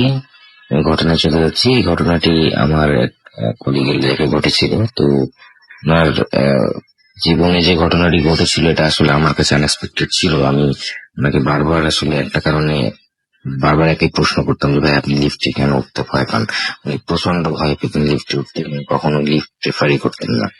6 তলা 7 তলা 10 তলা আমার সাথে আমার প্রায় দিনই হেঁটে উঠতো। তো আমি বেশ বিরক্তই ছিলাম ব্যাপারটা নিয়ে, যে আসলে মানে এইভাবে যদি হেঁটে উঠতে হয় এত দূর, আসলে বেশ কষ্টকর। আমি লিফট প্রেফার করতাম, উনি করতেন না। তো এই কারণেই একদিন বেশ বেশ জোর করে আমি জিজ্ঞেস করি যে ভাই কি হয়েছে, আজকে বলতেই হবে আপনার কি সমস্যা। তো উনি আমাকে একটা কথাই বলেন যে আসলে এই ঘটনাটা আমি খুব বেশি মানুষের সাথে শেয়ার করিনি, তো আপনার কাছে করছি যেহেতু আপনি আমার সাথে কাজ করছেন, একসাথে কাজ করতে হয়, তো আজকে আপনি শুনেন। তো ওই দিনকে উনি আমাকে ঘটনাটি বললেন। ঘটনাটি হলো উনি তখন একটা এক্সপোর্ট ওরিয়েন্টেড ফার্মে কাজ করতেন এবং মতিঝিলের কোনো একটা বিল্ডিং ওনাকে প্রায়ই যেতে হতো। এবং এই বিল্ডিংটাতে উনি মানে ওনার কাজই ছিল যে ডকুমেন্টস যেগুলো আর কি প্রয়োজন সেগুলো সন্ধ্যার দিকে রেডি হবে এবং উনি ওটা 6টা 6:30টার দিকে নিয়ে একবার অফিসে ঢুকতেন, আর বাকি কাজগুলো করতেন। তো এরকমই একদিন থার্সডেতে উনি ওই বিল্ডিং এ গিয়েছিলেন এবং ওটা শীতকাল হওয়াতে মানে শীতকাল হওয়াতে যেহেতু সন্ধ্যা আগে আগে হয়ে যায় আর থার্সডে ছিল, লোক সমাগম বেশ কম ছিল। তো উনি ওখানে যাওয়ার পরে উনি লিফটে দেখলেন লিফটের কোনো অপারেটর নেই এবং উনি একা একাই উঠে গেলেন লিফটে। লিফটটা পুরোটাই ফাঁকা ছিল। উনি 9 তলাতে যাবেন, তো উনি 8-এ কল দিয়েছিলেন। 8-এ কল দিয়ে উনি আর কি ওয়েট করতে থাকেন। দরজা বন্ধ হয়, তখন উনি দেখতে পান যে আসলে লিফটের ভেতরে কেউ নেই এবং উনি একাই উঠছেন। 5 বা 6 তলায় এরকম সময় যখন লিফটটা এসে পৌঁছলো, ঠিক সেই সময় একটা ধাক্কা খায়। লিফটটা ধাক্কা খেয়ে বন্ধ হয়ে যায়, লাইট অফ হয়ে যায়, লিফট থেমে যায় টোটালি। তখন উনি বুঝতে পারেন যে আসলে ইলেকট্রিসিটি চলে গেছে এবং এরকম সিচুয়েশন আগে কখনো পড়েননি। তো উনি বেশ নার্ভাস হয়ে পড়েন যে আসলে নতুন বিল্ডিং, কেউ আছে কিনা, কেউ আসলে মানে রেসপন্ড করবে কিনা, জেনারেটর কতক্ষণে চলবে, এইসব নানাবিধ চিন্তা করতে থাকেন। 30 সেকেন্ডের মতো অতিবাহিত হওয়ার পরে উনি চিন্তা করেন যে মোবাইলের টর্চ লাইটটা জ্বালাই, অন্ধকারে থাকার যাতে একটু আলো হলে ভালো হয়। তুমি ওনার মোবাইলের টর্চ লাইটটা জ্বালানোর পরে উনি জাস্ট দরজার দিকে ধরেন। দরজাটা আসলে যে লিফটের যে দরজাটা ছিল একেবারেই নতুন লিফট হওয়াতে রিফ্লেক্ট করছিল, উনি নিজেকেই দেখতে পাচ্ছিলেন নিজের অবয়বটা। এবং হঠাৎ করে ওনার পেছনে চলে যায়। পেছনে গেলে উনি দেখতে পারেন যে ওনার ডান সাইডের কর্নারে কেউ একজন দাঁড়িয়ে আছে। এটা দেখার পরে আসলে উনি বেশ হোঁচট খান এবং প্রথমবার উনি ভেবে নেন যে আসলে এটা আসলে একটা ভুল দেখছেন উনি এবং কোনো একটা হ্যালোসিনেট করছেন। তো উনি জাস্ট ওনার চোখটা সরিয়ে ফেলে অন্যদিক এদিক ওদিক তাকিয়ে আবার কনফার্ম করার জন্য তাকান ওই জায়গাটা এবং উনি দেখতে পান লিফটের দরজাতে যে ক্লিয়ারলি পেছনে একটা মনে হচ্ছে বেশ লম্বা একটা সাদা অবয়ব দাঁড়ানো আছে এবং হেলান দেওয়ার মতো করে জাস্ট লিফটের গায়ের সাথে মিশে আছে আর কি। তো এটা দেখার পর উনি বেশ ধাক্কা খান। এবার উনি আসলে কোনোভাবেই প্রস্তুত ছিলেন না, যেহেতু লিফটটা পুরোটাই ফাঁকা ছিল এবং এটা দেখে উনি মানে ওনার কোনো রিয়েকশন করার মতো মানে প্রতিক্রিয়া দেখানোর মতো কিছু তখন উনি আর খুঁজে পাচ্ছিলেন না। উনি দোয়া দরুদ পড়া শুরু করেন। তো আল্লাহর নাম নিতে থাকেন যে কখন তাড়াতাড়ি যেন ইলেকট্রিসিটি আসে। 2 থেকে 2.5 মিনিট বা 2.5 মিনিট এরকম সময় আর কি লিফটটা জাস্ট লিফটের লাইট জ্বলে ওঠে এবং সবকিছু অন হয়। লিফট একটা ধাক্কা খেয়ে একটা ফ্লোরে দাঁড়িয়ে যায়। তো উনি ন্যাচারালি ভেবেছিলেন যে যেহেতু 5-6 ফ্লোরে 5 থেকে 6 যাচ্ছিলেন, তো ওইখানে হয়তো থেমেছে। উনি জাস্ট স্ক্রিনের দিকে তাকিয়ে কল দিবেন আর কি, আবার যেহেতু কলটা তো আবার রেজিস্টার দেখতে পেলেন যে উনি কল দেওয়ার আগে দরজাটা খুলে গেল এবং যে অবয়বটি ওনার পেছনে ছিল ওটা ওনার জাস্ট উনি দেখতে পেলেন যে অবয়বটি দরজা খোলার সাথে সাথে ওনার সামনে দিয়ে হেঁটে উনি আমাকে বললো যে আসলে লিফটের আমাকে যতটুকু দেখা গেছে ততটুকু আমি যেটা বুঝেছি ওটা আর কি জাস্ট খুব স্মুথ ভাবে চলে যাচ্ছে। আমি আসলে তখন জিজ্ঞেস করলাম যে ভাই ওই যে ফ্লোরটা থেমেছিল ওটা কত তলা ছিল। উনি আমাকে একটা কথাই বললেন যে ভাই এইটা আরো একটা উইয়ার্ড জিনিস, এটা ছিল 17th অর্থাৎ 18 তলা ছিল। আমি বললাম ভাই কিভাবে এটা সম্ভব হলো, আসলে আপনি তো 5-6 তলাতে ছিলেন। বলে যে আমার প্রশ্ন এখানে, আমি 5-6 তলাতে ছিলাম। এরপরে আসলে ওনার সাথে কোনো খারাপ কিছু হয়নি। উনি তাড়াতাড়ি দরজা বন্ধ করার কল দেন এবং লিফট কল নিয়ে দরজা বন্ধ হয়ে যায়। তারপরে উনি আবার 8-এ কল দিয়ে উনি চলে আসেন। আসার পরে 8-এ নামার পরে উনি আসলে তখন মানে নিজেকে মানে বিশ্বাস করাতে পারছিলেন যে উপর থেকে নিচে আসলেন, আসলে যাচ্ছিলেন 9-এ চলে গেলেন 18-তে, আবার আসলেন 18 থেকে ব্যাক করে আবার 9 তলাতে আসলেন। তো এইগুলো আসলে উনি মেলাতে পারছিলেন না কিছুই। ওই অফিসে ঢুকে উনি কিছু সময় নেন, বসে পানি খেয়ে বেশ নার্ভাসনেসটা কাটানোর চেষ্টা করেন, করে উনার কাজ করে বের হয়ে আসেন। বের হয়ে এসে ওদিনকে উনি সিঁড়ি দিয়ে নামেন। এর পরে থেকে আমাকে যে বলেছেন যে উনি যে ওই বিল্ডিং এ যতবারই উনি গিয়েছেন ততবারই উনি এরপরে হেঁটে উঠেছেন, কোনোদিন কোনোভাবে লিফট ব্যবহার করার চেষ্টাও করেননি। আমি জিজ্ঞেস করেছিলাম যে হ্যাঁ এটা আসলে কোনো এক্সপ্লেনেশন চেয়েছিলেন কিনা, কারো কাছে জিজ্ঞেস করেছিলেন কিনা। তো উনি আমাকে বললেন যে ভাই আসলে ওখানে যেতাম আমি আমার ফার্মের কাজে, তো আমি কারো কাছে এটা আসলে বলিনি, জিজ্ঞেসও করিনি। আমি যত দ্রুত সম্ভব ওই কাজটা ওখানকার ওই চাকরিটা চেঞ্জ করে এখানে চলে আসি। যেহেতু আমার আসলে এমন একটা ভীতি কাজ করছিল যে পরবর্তীতে বিল্ডিং এ যেতে আমার ভয় লাগতো। আমার মনে হতো যে আমি যখন সিঁড়ি দিয়ে উঠছি আমার পেছনে কেউ আছে। তো এরপরের থেকে আর কি উনি ওই চাকরিটা 3 মাসের মধ্যে চেঞ্জ করে এই ফার্মে চলে আসেন। তারপরে আমার সাথে তার এখানে দেখা হয় এবং স্টিল নাও ওনার সেই লিফট ভীতিটা এখনো কাজ করে, লিফটে পারতপক্ষে ওঠেন না। এরপর থেকে আসলে আমার কখনোই খারাপ লাগেনি, যেহেতু ওনার একটা ভীতি ছিল, আমি চেষ্টা করতাম ওনাকে লিফটে না ওঠানোর লাগে। তো এই ছিল রাসেল ভাই ঘটনা। এক্সপ্লেনেশন আমার কাছে জানা নেই, আমার যে কলিগটি আমাকে বলেছেন ওনার কাছেও, ওনার নাম আমি একটু বলে দিই, সুমন ভাই। ওনার কাছেও এটার কোনো এক্সপ্লেনেশন নেই। তো ধন্যবাদ আপনাদের সবাইকে, ভালো থাকবেন। আসসালামু আলাইকুম।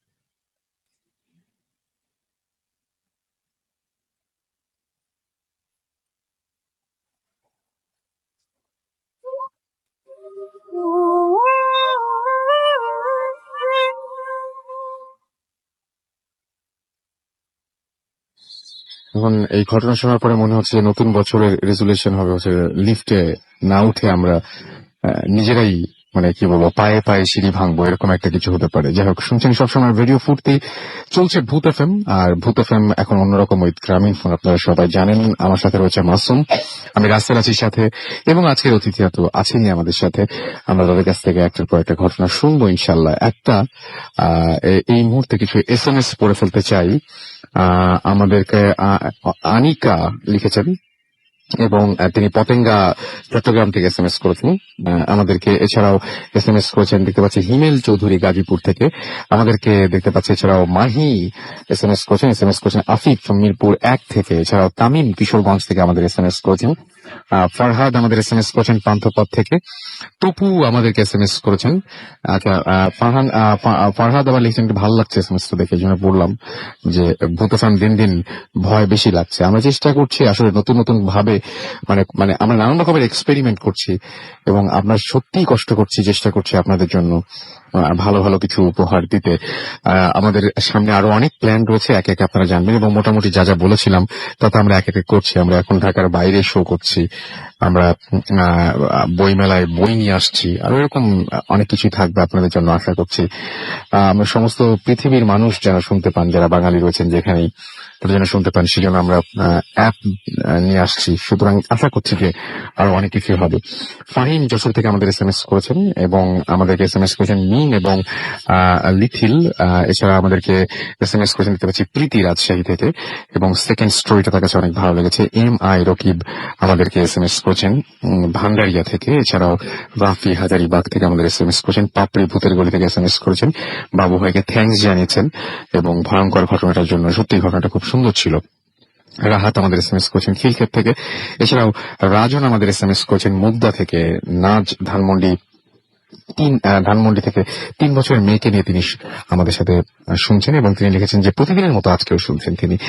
Thank you so much. আপনাদের এত আপনাদের এই SMS গুলো আমাদের অনেক উৎসাহ দেয়। আসলে সারা সপ্তাহের পরিশ্রম আমরা নিমেষেই ভুলে যাই আপনাদের এরকম SMS পেলে। আলভিন আহমেদ আমাদের SMS করেছেন আমাদেরকে আজ আরো অনেকেই। এবং আমি দেখতে পাচ্ছি যে ফেসবুকে অনেকে করেছেন। ফেসবুকের SMS গুলো, ফেসবুকের পোস্ট গুলো আমি একটু পরেই পড়ছি। আমি আপাতত চলে যাচ্ছি আরো একটা ঘটনায়, যে ঘটনাটি আমাদের একজন লিসেনার পাঠিয়েছেন, তার মতো করে পড়ছি আমি। একটু আগে আমরা লিখতে আচ্ছা একটু ডিফারেন্ট সবকিছু হচ্ছে আর কি। তো যাই হোক, আমি আরেকটা ঘটনা পড়ি। এই ঘটনাটাও আমার কাছে খুব অদ্ভুত লেগেছে, কিছুটা ইমোশনাল মনে হচ্ছে এই ঘটনাটি। লিখছেন, আসসালামু আলাইকুম রাসেল ভাই, আমি শিওর যে আপনি ভালো আছেন। আমি সনি ফ্রম ঢাকা। আজ আপনার সাথে লাইফের সুপার ন্যাচারাল একটা ঘটনা শেয়ার করতে চাই। পার্সোনাল কিছু সমস্যার কারণে আমি স্টুডিওতে ঘটনাটা শেয়ার করতে পারবো না বলে দুঃখিত, তাই ইমেইলটা পাঠালাম। আশা করি লিসনারদের পড়ে শোনাবেন। ঘটনাটা যাবার আগে আমি একটু নিজের সম্পর্কে আমি একটু বলতে চাই। আমার জন্য আমার জন্ম চিটাগংয়ে এবং 2009 সেখানে এসএসসি কমপ্লিট করেছি আমি। এবং আমরা কোনোদিন আমাদের ভিলেজ অর্থাৎ বরিশালে যাইনি। ঘটনার শুরু 2007 থেকে। তখন আমি ক্লাস 9-এ পড়ি। আমি ক্লাস 7 থেকেই রেগুলার তাহাজ্জুদের নামাজ পড়তাম এবং আলহামদুলিল্লাহ এখনো কন্টিনিউ করছি। সারাদিন স্কুল আর কোচিং এর পর সন্ধ্যায় এসে ঘুমাতাম আর সারা রাত পড়তাম, তারপর তাহাজ্জুদের নামাজ এবং ফজরের নামাজ পড়ে ঘুমাতে যেতাম। আমি অলওয়েজ সিজদায় গিয়ে আমার মোনাজাত কমপ্লিট করি। একদিন রাতে তাহাজ্জুদের নামাজ পড়ছি, রাত তখন প্রায় মেবি 3:20 হবে, এবং আমি মোনাজাত থেকে উঠে চোখটা খুললাম আর দেখলাম আমার চোখের পলকে আমার সামনে থেকে হঠাৎ একটি ব্ল্যাক শ্যাডো আমার ডাইনিং স্পেস থেকে কিচেনের দিকে চলে গেল। তার পেছন পেছন একটা সাদা আলো ওয়াল ঘেঁষে কিচেনের দিকে চলে গেল। আমি ভাবলাম হয়তো আমার হ্যালুসিনেশন হয়েছে। এরকম আরো একদিন রাতে ঠিক সেম ঘটনা আমার সাথে ঘটে। আমি ভয় পেলাম না, বাট একটু সারপ্রাইজড হলাম, কারণ ছোটবেলা থেকেই ভয় জিনিসটা একটু কম আমার মধ্যে। সকালবেলা আম্মুকে বললাম, আম্মু বলল ওগুলো কিছু না। এভাবে প্রায় 2-3 উইক কেটে গেল। এর মধ্যে আমার সাথে আর কিছুই ঘটেনি, বাট খুব উইয়ার্ড একটা স্বপ্ন আমি দেখতে লাগলাম। আর সেটা প্রতি বৃহস্পতিবার রাতে। স্বপ্নটা ছিল এমন, কেউ একজন আমাকে মেরে ফেলতে চাইছে, যেমন হয়তোবা গলা টিপে, কোনো উঁচু পাহাড় বা বিল্ডিং থেকে ধাক্কা মেরে। আর আমি তার সাথে অনেক ফাইট করছি, কিন্তু আমাকে কোনোভাবেই সে মারতে না পেরে আমার ডান হাতের বৃদ্ধা আঙ্গুল কেটে ফেলে দিচ্ছে। আর আমি চিৎকার করছি। তারপর ঘুম থেকে জেগে উঠেছি। তবে মাঝে মাঝে যখন তাহাজ্জুদের নামাজ পড়তাম তখন আমার রুমে খুব সুন্দর একটা গন্ধ পেতাম। পারফিউম নাকি কিসের স্মেল ছিল আমি আজ এক্সপ্লেন করতে পারবো না। আম্মুকে বলার পর আম্মু আমাদের বংশের নাম করা হুজুরের সাথে দেখা করলেন এবং সম্পর্কে উনি আমার দুঃসম্পর্কের নানা হন।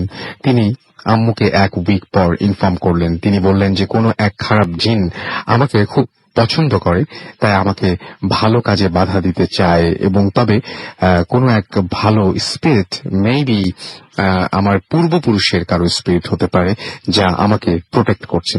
এভাবে 2010 সাল আসলো। আমরা ঢাকা শিফট করলাম, কিন্তু ওই স্বপ্ন আর সুন্দর স্মেল তখনও আমার পিছু ছাড়েনি। যখন আমি খুব একা থাকতাম, যেমন বারান্দায়, বেডরুম, এমনকি ক্লাসরুমে, তখন এই সুন্দর স্মেলটা ফিল করতে পারতাম। সেটা হয়তো 8-10 সেকেন্ড থাকতো, দেন আর থাকতো না। কোন এক ফ্রাইডের সকালবেলা কোচিং করতে বাসে যাচ্ছিলাম। বাস থেকে না নামতেই বাসটা ছেড়ে দেয় আর আমি রাস্তায় পড়ে যাই। মাথায় খুব ব্যথা পাওয়ার কারণে উঠতে পারছিলাম না। মনে হচ্ছিল যেন আমার সারা শরীরকে যেন আটকে রেখেছে রোডের সাথে। কিন্তু আমি দেখতে পাচ্ছি একটি বাস আমার দিকে ধেয়ে আসছে। মনে হলো যেন আমার হায়াত আজ এখানেই শেষ। হঠাৎ একজন বৃদ্ধা মহিলার ভয়েস শুনতে পেলাম, যে আমাকে রোড থেকে তুললো এবং তাড়াতাড়ি উঠতে বলল। আমি তার হাত ধরে শক্তি পেলাম। যখন রাস্তার পাশে আসলাম তখন আমি বৃদ্ধা মহিলাকে থ্যাঙ্কস জানাতে গিয়ে দেখলাম আমার পাশে কোনো মহিলাই নেই। সকালবেলা রাস্তাটা অনেক ফাঁকা ছিল, কিছু 7-8 জন মানুষের ভিড় জমলো। আর আবার সবাই আমাকে জিজ্ঞেস করলো আমি ব্যথা পেয়েছি কিনা। আমি আশ্চর্য হয়ে জিজ্ঞেস করলাম, এখানে একজন বৃদ্ধা মহিলা ছিল, উনি কোথায়? 2-3 জন আমাকে অবাক করে দিয়ে বলল, বৃদ্ধা? সেদিন বৃদ্ধা মহিলা কোথায় দেখলেন? আমরা দেখলাম আপনি নিজেই উঠে এলেন রাস্তা থেকে। আমি সেদিন আর কোচিং গেলাম না। 2 জন লোক আমাকে একটা ফার্মেসিতে নিয়ে গিয়ে ব্যান্ডেজ করে দিল এবং পাঠিয়ে দিল আমাকে। এরপর 1 মাস কোনো এক থার্সডে নাইটে স্বপ্নে আমি দেখলাম আমি একটি কুড়ে ঘরে বসে আছি। আমার সামনে এক বৃদ্ধা মহিলা, সে আমাকে বলছে যে আজকেই তোকে নিয়ে যাব। আমি বললাম আজ সামনে আমার এক্সাম, আমি আম্মুকে বলিনি এখনো, আম্মুকে বলে তারপর যাব। উনি আমাকে বলেন আচ্ছা ঠিক আছে।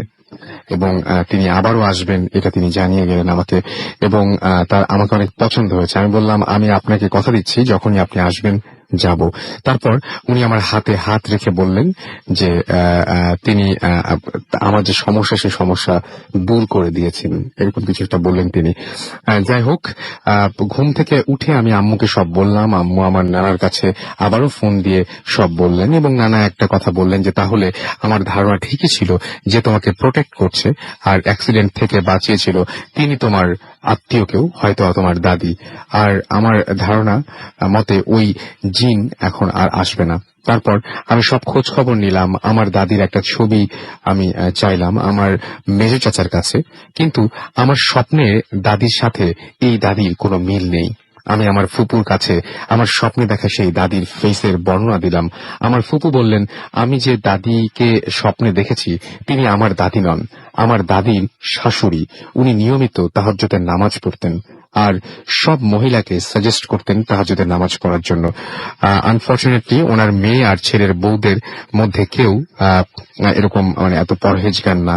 হয়তো তিনি আমাকে পছন্দ করেছিলেন, এই জন্য হয়তো তিনি আমার কাছে আসতেন। এরকম একটা ঘটনাই লিখেছেন আমাদেরকে আমাদের একজন লিসেনার। আমি তার ঘটনাটা আপনাদের পড়ে শোনালাম এবং আশা করছি আপনাদের ভালো লেগেছে। আমরা চলে যাব আমাদের পরবর্তী ঘটনায়, এবং আমাদের সাথে আবারও আমরা একটু বাবু ভাইয়ের কাছে যাব এবং তার একটা ঘটনা শুনে আসবো। বাবু ভাই, সেকেন্ড যে ঘটনাটা শোনাবেন সেটা কোথাকার ঘটনা? এবং এটা রাসেল ভাই, এটা হচ্ছে আপনার ফ্লোরিডার ঘটনা। ওকে, আচ্ছা, এখানে আমি তখন একটা স্টোরে জব করতাম আর কি, ম্যানেজার ছিলাম। এটা আপনার ছিল হচ্ছে আপনার একটা জায়গায় 10th অ্যাভিনিউতে, মানে ওটার সামনে একটা গ্রেভিয়ার্ড ছিল। গ্রেভিয়ার্ডটা ছিল ঠিক আমাদের স্টোরের অপোজিটে। তো স্টোর ক্লোজ হতো রাত 12টার দিকে। তো ওই সময় এটা বন্ধ করে আর কি বাসায় যেতে হতো, যে এমপ্লয়ি থাকতো রাতে। আচ্ছা, তো একটা স্প্যানিশ মেয়ে কাজ নিয়েছিল ওখানে। তো ও রাতে ক্লোজ করে যেত। প্রথম দিকে সে খুব সাহস করেই বলছে আমাকে যে boss, I like to close at night, I like to work at the closing shift. আমি বললাম নো প্রবলেম, তার কাজ দরকার, সে আওয়ার চাচ্ছে, ওকে নো প্রবলেম, করো তুমি। তো রাতের বেলা বন্ধ করে যেত। একদিন, 2 দিন, তৃতীয় দিনের দিন আমাকে বলছে যে আমি এই রাত্রে শিফটে কাজ করবো না। আমি বললাম কারণ কি, তোমার কি কোনো সমস্যা হচ্ছে? তোমার সাথে তো আরেকজন কাজ করে। তো বলছে হ্যাঁ করে, কিন্তু ও তো আমার সাথে বাসায় যায় না, বাসায় তো পৌঁছে দেয় না। আমি বললাম কি তুমি কি গাড়িতে করে যাও না?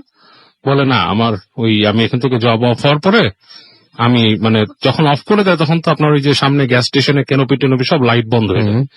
তো বলে তারপর আমাকে এই কবরস্থানে পায়ে দিয়ে যেতে হয়, এবং আমি স্কেয়ার্ড অফ চোপা কাবরা।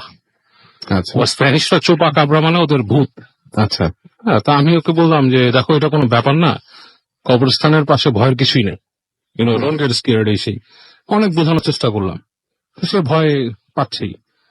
আমি তখন ওই যে কাজ করে বললাম তুমি কাজ করো, আমি একজনকে বলছি ওর সাথে যে শিফটে কাজ করতো ওকে বললাম যে তুমি ওকে একটু আগে দিও রাত্রে, ওকে ওই কবরস্থান এগুলো পার করে দিয়ে এসো, তোমার গাড়িতে করে নামাই দিয়ে এসো। তো রাজি হলো। তো কয়েকদিন করার পরে তারপরে আর আপনার সে দিতে চাচ্ছে না, মানে তারও অনেক কাজ আছে এসে। তা আমি খুব প্রবলেমে পড়ে গেলাম। তো আমাকে ওই আরেকদিন সকালে একটা বয়স্ক মহিলা কাজ করতো, ফ্যান্সি নামে। তাকে আমি বলতেছিলাম যে একটু সমস্যা হচ্ছে, অমুক কাজ করতে চায় না, রাতে এই সমস্যা। সে বলতেছে তো তুমি জানো না এখানে তো প্রবলেম আছে। আমি বলছি কি? বলো যে চোপা কাবরা বলতেছে, এটা ঠিক কথা। আমি বলছি বলো তো কি? বলে তোমার আগে, অনেক আগের ঘটনা, তখন হয়তো তুমি কতদিন আছো এখানে? আমি বললাম এই তো 8-10 বছর। বলে যে এইটার পাশে আজ থেকে 20 বছর আগে কোনো স্টোর ছিল না, তখন এখানে লোকালিটি ছিল। তো যেটা হতো এই জায়গাতে অনেকেই পার হতো আর কি রাস্তা দিয়ে। তো যখন পার হতো তখন দেখতো যে রাস্তার মধ্যে তোমার এই বাচ্চা টাচ্চার লাশ কেউ এরকম কাপড় দিয়ে পেঁচায় দাঁড়ায় আছে রাস্তার মধ্যে, এবং ওই মানুষের সামনে মানে কেউ রাইট চাইতো বা কিছু কাউকে দেখায় বাচ্চা খাওয়া শুরু করতো, এরকম সিন হতো। তা আমি ওর কথা শুনে অবাক, আমি বলছি তুমি কিছু দেখছো কখনো? তো সে ফার্স্টে বলে নো। আমি তাকে বললাম যে মিস প্যানজি, আমি এখানে রাত্রে একদিন যাবো, দেখি এখানে কিছু দেখা যায় কিনা। সে আমাকে বলতেছে নো নো, যেও না যেও না। আমি তাকে বললাম কেন, গেলে কি হয়েছে? বলে আসলে বলে আমি নিজেই দেখছি আমার লাইফে এরকম। আমি বলছি তুমি কি দেখছো? বলে যে এই কবরস্থানে এখানে কাছাকাছি আমরা থাকতাম, তো আমি তখন টিনেজ ছিলাম এবং আমার খুব আগ্রহ ছিল এসব কথাবার্তা শোনা। তো আমি শুনছি, শোনার পর আমরা ফ্রেন্ডরা এখানে আসছি। এসে আমি বলছি, এসে কি দেখছো? বলে না, আমি ফার্স্টের দিন কিছু দেখি নাই, তবে আমি আর আমার বড় ভাই বিশেষ একটা জিনিস দেখছিলাম। বলে কি?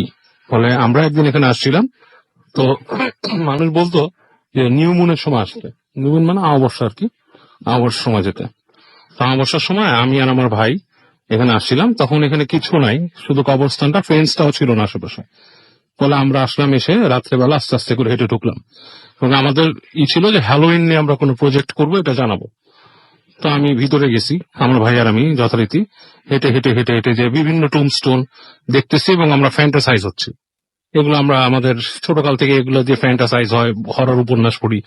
তো যেতে যেতে এখানে একটা ক্রিপ্ট আছে, মানে ক্রিপ্টটা হচ্ছে আপনার, ওরা কিছু তার মাটির নিচে কবর দেয়, আর কিছু হচ্ছে একটা ঘর তৈরি করে, যাদের সামর্থ্য বেশি ঘরের মধ্যে একটা এরকম উঁচু হাউসের মতো তৈরি করে, সেটার উপর আবার স্ল্যাব দেওয়া থাকে পাথরের, সেটার উপর খোদাই টোদাই করে লেখা থাকে, বা অনেকে আছে এনগ্রেভ করে, ওটার ভিতর লাশটা রেখে ওটা টেনে দেয়, এবং ওই রুমটা এটাই ক্রিপ্ট। তো বলে ওখানে একটা ক্রিপ্ট ছিল অনেক পুরানো। ওই ক্রিপ্টের কাছে আমরা যখন যাই, তখন এই গা ছমছম করা একটা অবস্থা লাগে আমাদের। তো আমি আর আমার ভাই চিন্তা করি যে এতগুলো কবর পার হলাম, টুমস্টোন পার হলাম, এখানে কেন মানে গা ছমছম করছে।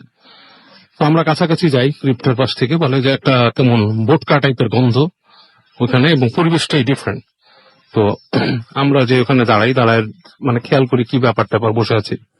তো বলে প্রায় ঘন্টা খানেক পরে ওখান থেকে দেখি যে দূরে একটা মানে আসছে, মহিলা, এবং সে আসছে যে মানে কালো গাউন যেরকম পরে থাকে, শোকের ড্রেস সেরকম আসছে, এবং তার হাতের মধ্যে এরকম একটা পুটলির মতো ধরা, এবং সে হেঁটে হেঁটে আসলো, এসে আমাদের থেকে প্রায় 50 গজ দূরের মতো দাঁড়ায়। সে ওইটাকে খুলে, স্ল্যাবটা খুলে, স্ল্যাব না মানে ওই যে হাতের যে পুটলা, ওটা খুলে বসে পড়লো, বসে সে খাচ্ছে। এবং আমরা সময় বুঝলাম যে ওটা কোনো মানে মানুষের বাচ্চা টাইপের কিছু, কামড়া ওইটা ক্যানিবল বা টাইপের কিছু। রাইট, মানে সে ফার্স্টে বুঝতে পারে নাই এটা কি মানুষ, মানে কোন মস্তিষ্ক বিকৃতি কিছু বা ওরকম অশুভ কিছু। তো ওরা তো টিনেজ ছিল, বলে যে আমরা টিনেজ ছিলাম, আমরা ভয় পাইছি এটা দেখে ফার্স্টে, যে ঘটনাটা কি, মানে সাহস করে। তো আমরা একটু নড়াচড়া করছি, নড়াচড়াতেই ওটা সজাগ হয়ে গেছে দূর থেকে, এবং সে বুঝছে যে এখানে কেউ আছে। এবং দেখলাম যে ও আমাদের দিকে তাকালো, মানে আমাদের দিকে মুখ খুললো, মানে দেখে মনে হলো যে আমাদেরকে দেখছে, এবং তারপরে একটু কাছে এসে সেট করে বাতাসে মিলে গেল। ওটা তো ক্যানিবল না। না, এবং এটা দেখে নাকি ওর ভাই চরম ভয় পেলো, তার সিজার অ্যাটাকের মতো হলো। তো ও নাকি ভাইকে অনেক কষ্টে মানে হাত পা ঠান্ডা করে হাঁটতে হাঁটতে হাঁটতে মানে কোনো মতে টেনে টেনে ওই গ্রেভিয়ার থেকে বের করলো। তো ওই যে যেই জায়গাটায় ও লাশ খেয়েছিল, সেখানে নাকি ও যে আসলেই পড়া দেখছে, যে একটা পোটলা এবং ছিন্ন ভিন্ন কিছু রক্ত রক্ত পড়া। তো আরো ভয় পেয়ে ওরা নাকি কবরস্থানের বাইরে চলে যায়, এবং যখন কবরস্থানের বাইরে চলে যায়, তার মানে ওটা নিমিষে ভ্যানিশ হয়ে গেল, ওটা যেটা খাচ্ছিল সেটা অস্তিত্ব তখনও ছিল। Okay. এবং ওরা যখন বের হয়ে যায়, তখন নাকি দেখে কবরস্থানের গেটের সামনে শিয়াল টাইপের কিছু একটা, কুকুর বা শিয়াল সামথিং, ও অন্য এত ভালো খেয়াল করতে পারেনি, ওখানে দাঁড়ায় ছিল। এখন মজার ব্যাপার হচ্ছে ওই এলাকায় কিন্তু শিয়াল বা নেকড়ে এই ধরনের কিছু থাকার প্রশ্নই আসে না। সেটাই, ফরেস্ট টাইপের কোন জায়গা না। এবং কুকুর না, উডস আছে, ফ্লোরিডাতে অনেক উডস আছে, তো ওইসব উডসে কিন্তু আপনার হিংস্র কুকুর বা নেকড়ে নাই। হ্যাঁ, মানে নর্মালি উডস থাকতেই পারে, কিন্তু উডসে যেটা আছে সেটা হচ্ছে আপনার এলিগেটর আছে। রাইট। হ্যাঁ, তারপর আরো যদি ভিতরের দিকে যান, ওখানে কয়েক জায়গায় আমি শুনছি যে ওয়াইল্ড বোর আছে, আচ্ছা, বন্য শুকর আছে, বাট এই যে নেকড়ে বা এই ধরনের কিছু নাই। আর ওইটা যে ছিল, ওইটা হচ্ছে আপনার একটা সিটির ভিতরে, প্রায় আজ থেকে হয়তো 20-30 বছর আগে হয়তো ওই জায়গাটা আর একটু আন্ডার ডেভেলপ হলো। সেটাই, ঠিক আছে। মানে এখন যেখানে আমি লাস্ট যেটা রিকল করি, ওখানে আশেপাশে 3টা গ্যাস স্টেশন আশেপাশে। তো তারপরও রাতের বেলা বেশ কিন্তু নীরব হয়ে যায় জায়গাটা। রাইট, রাতের বেলা নীরব হয়ে যায়, ফেন্সড আছে, এখনো অনেকে ভয় পায়। হ্যাঁ, যদি ওখানকার কেউ থাকে সে দেখতে পারে 10th অ্যাভিনিউ অ্যান্ড আপনার ইসের কাছে, কার্ক রোডের কাছে ওই জায়গাটা। এবং Okay. বেশ ওই গ্রেভিয়ারটা অনেকেই রাতের বেলা ওই লোকালিটির যারা আছে তারা অনেকে এখনো চোপা কাবরার কথা বলে ওখানে। চোপা কাবরা, হ্যাঁ, অলরাইট, আপনার একটু অবশ্যই মনে রাখবেন চোপা কাবরা। আমরা আরো একটা ঘটনা শুনলাম এবং এই ঘটনাটাও খুব চমৎকার ছিল, আশা করছি আপনাদের ভালো লেগেছে। আমি এসএমএস তো পড়বই, এসএমএস একটু ফিরে এসে পড়ি, তারা একটা ছোট্ট বিরতি নিচ্ছি এবং বিরতির পর আবারও ফিরে আসবো। সেই পর্যন্ত আমাদের সাথে থাকবেন। স্টে টিউনড রেডিও ফুর্তি এন্ড ডোন্ট স্টপ দ্য ফুর্তি। Good FM. The night comes alive.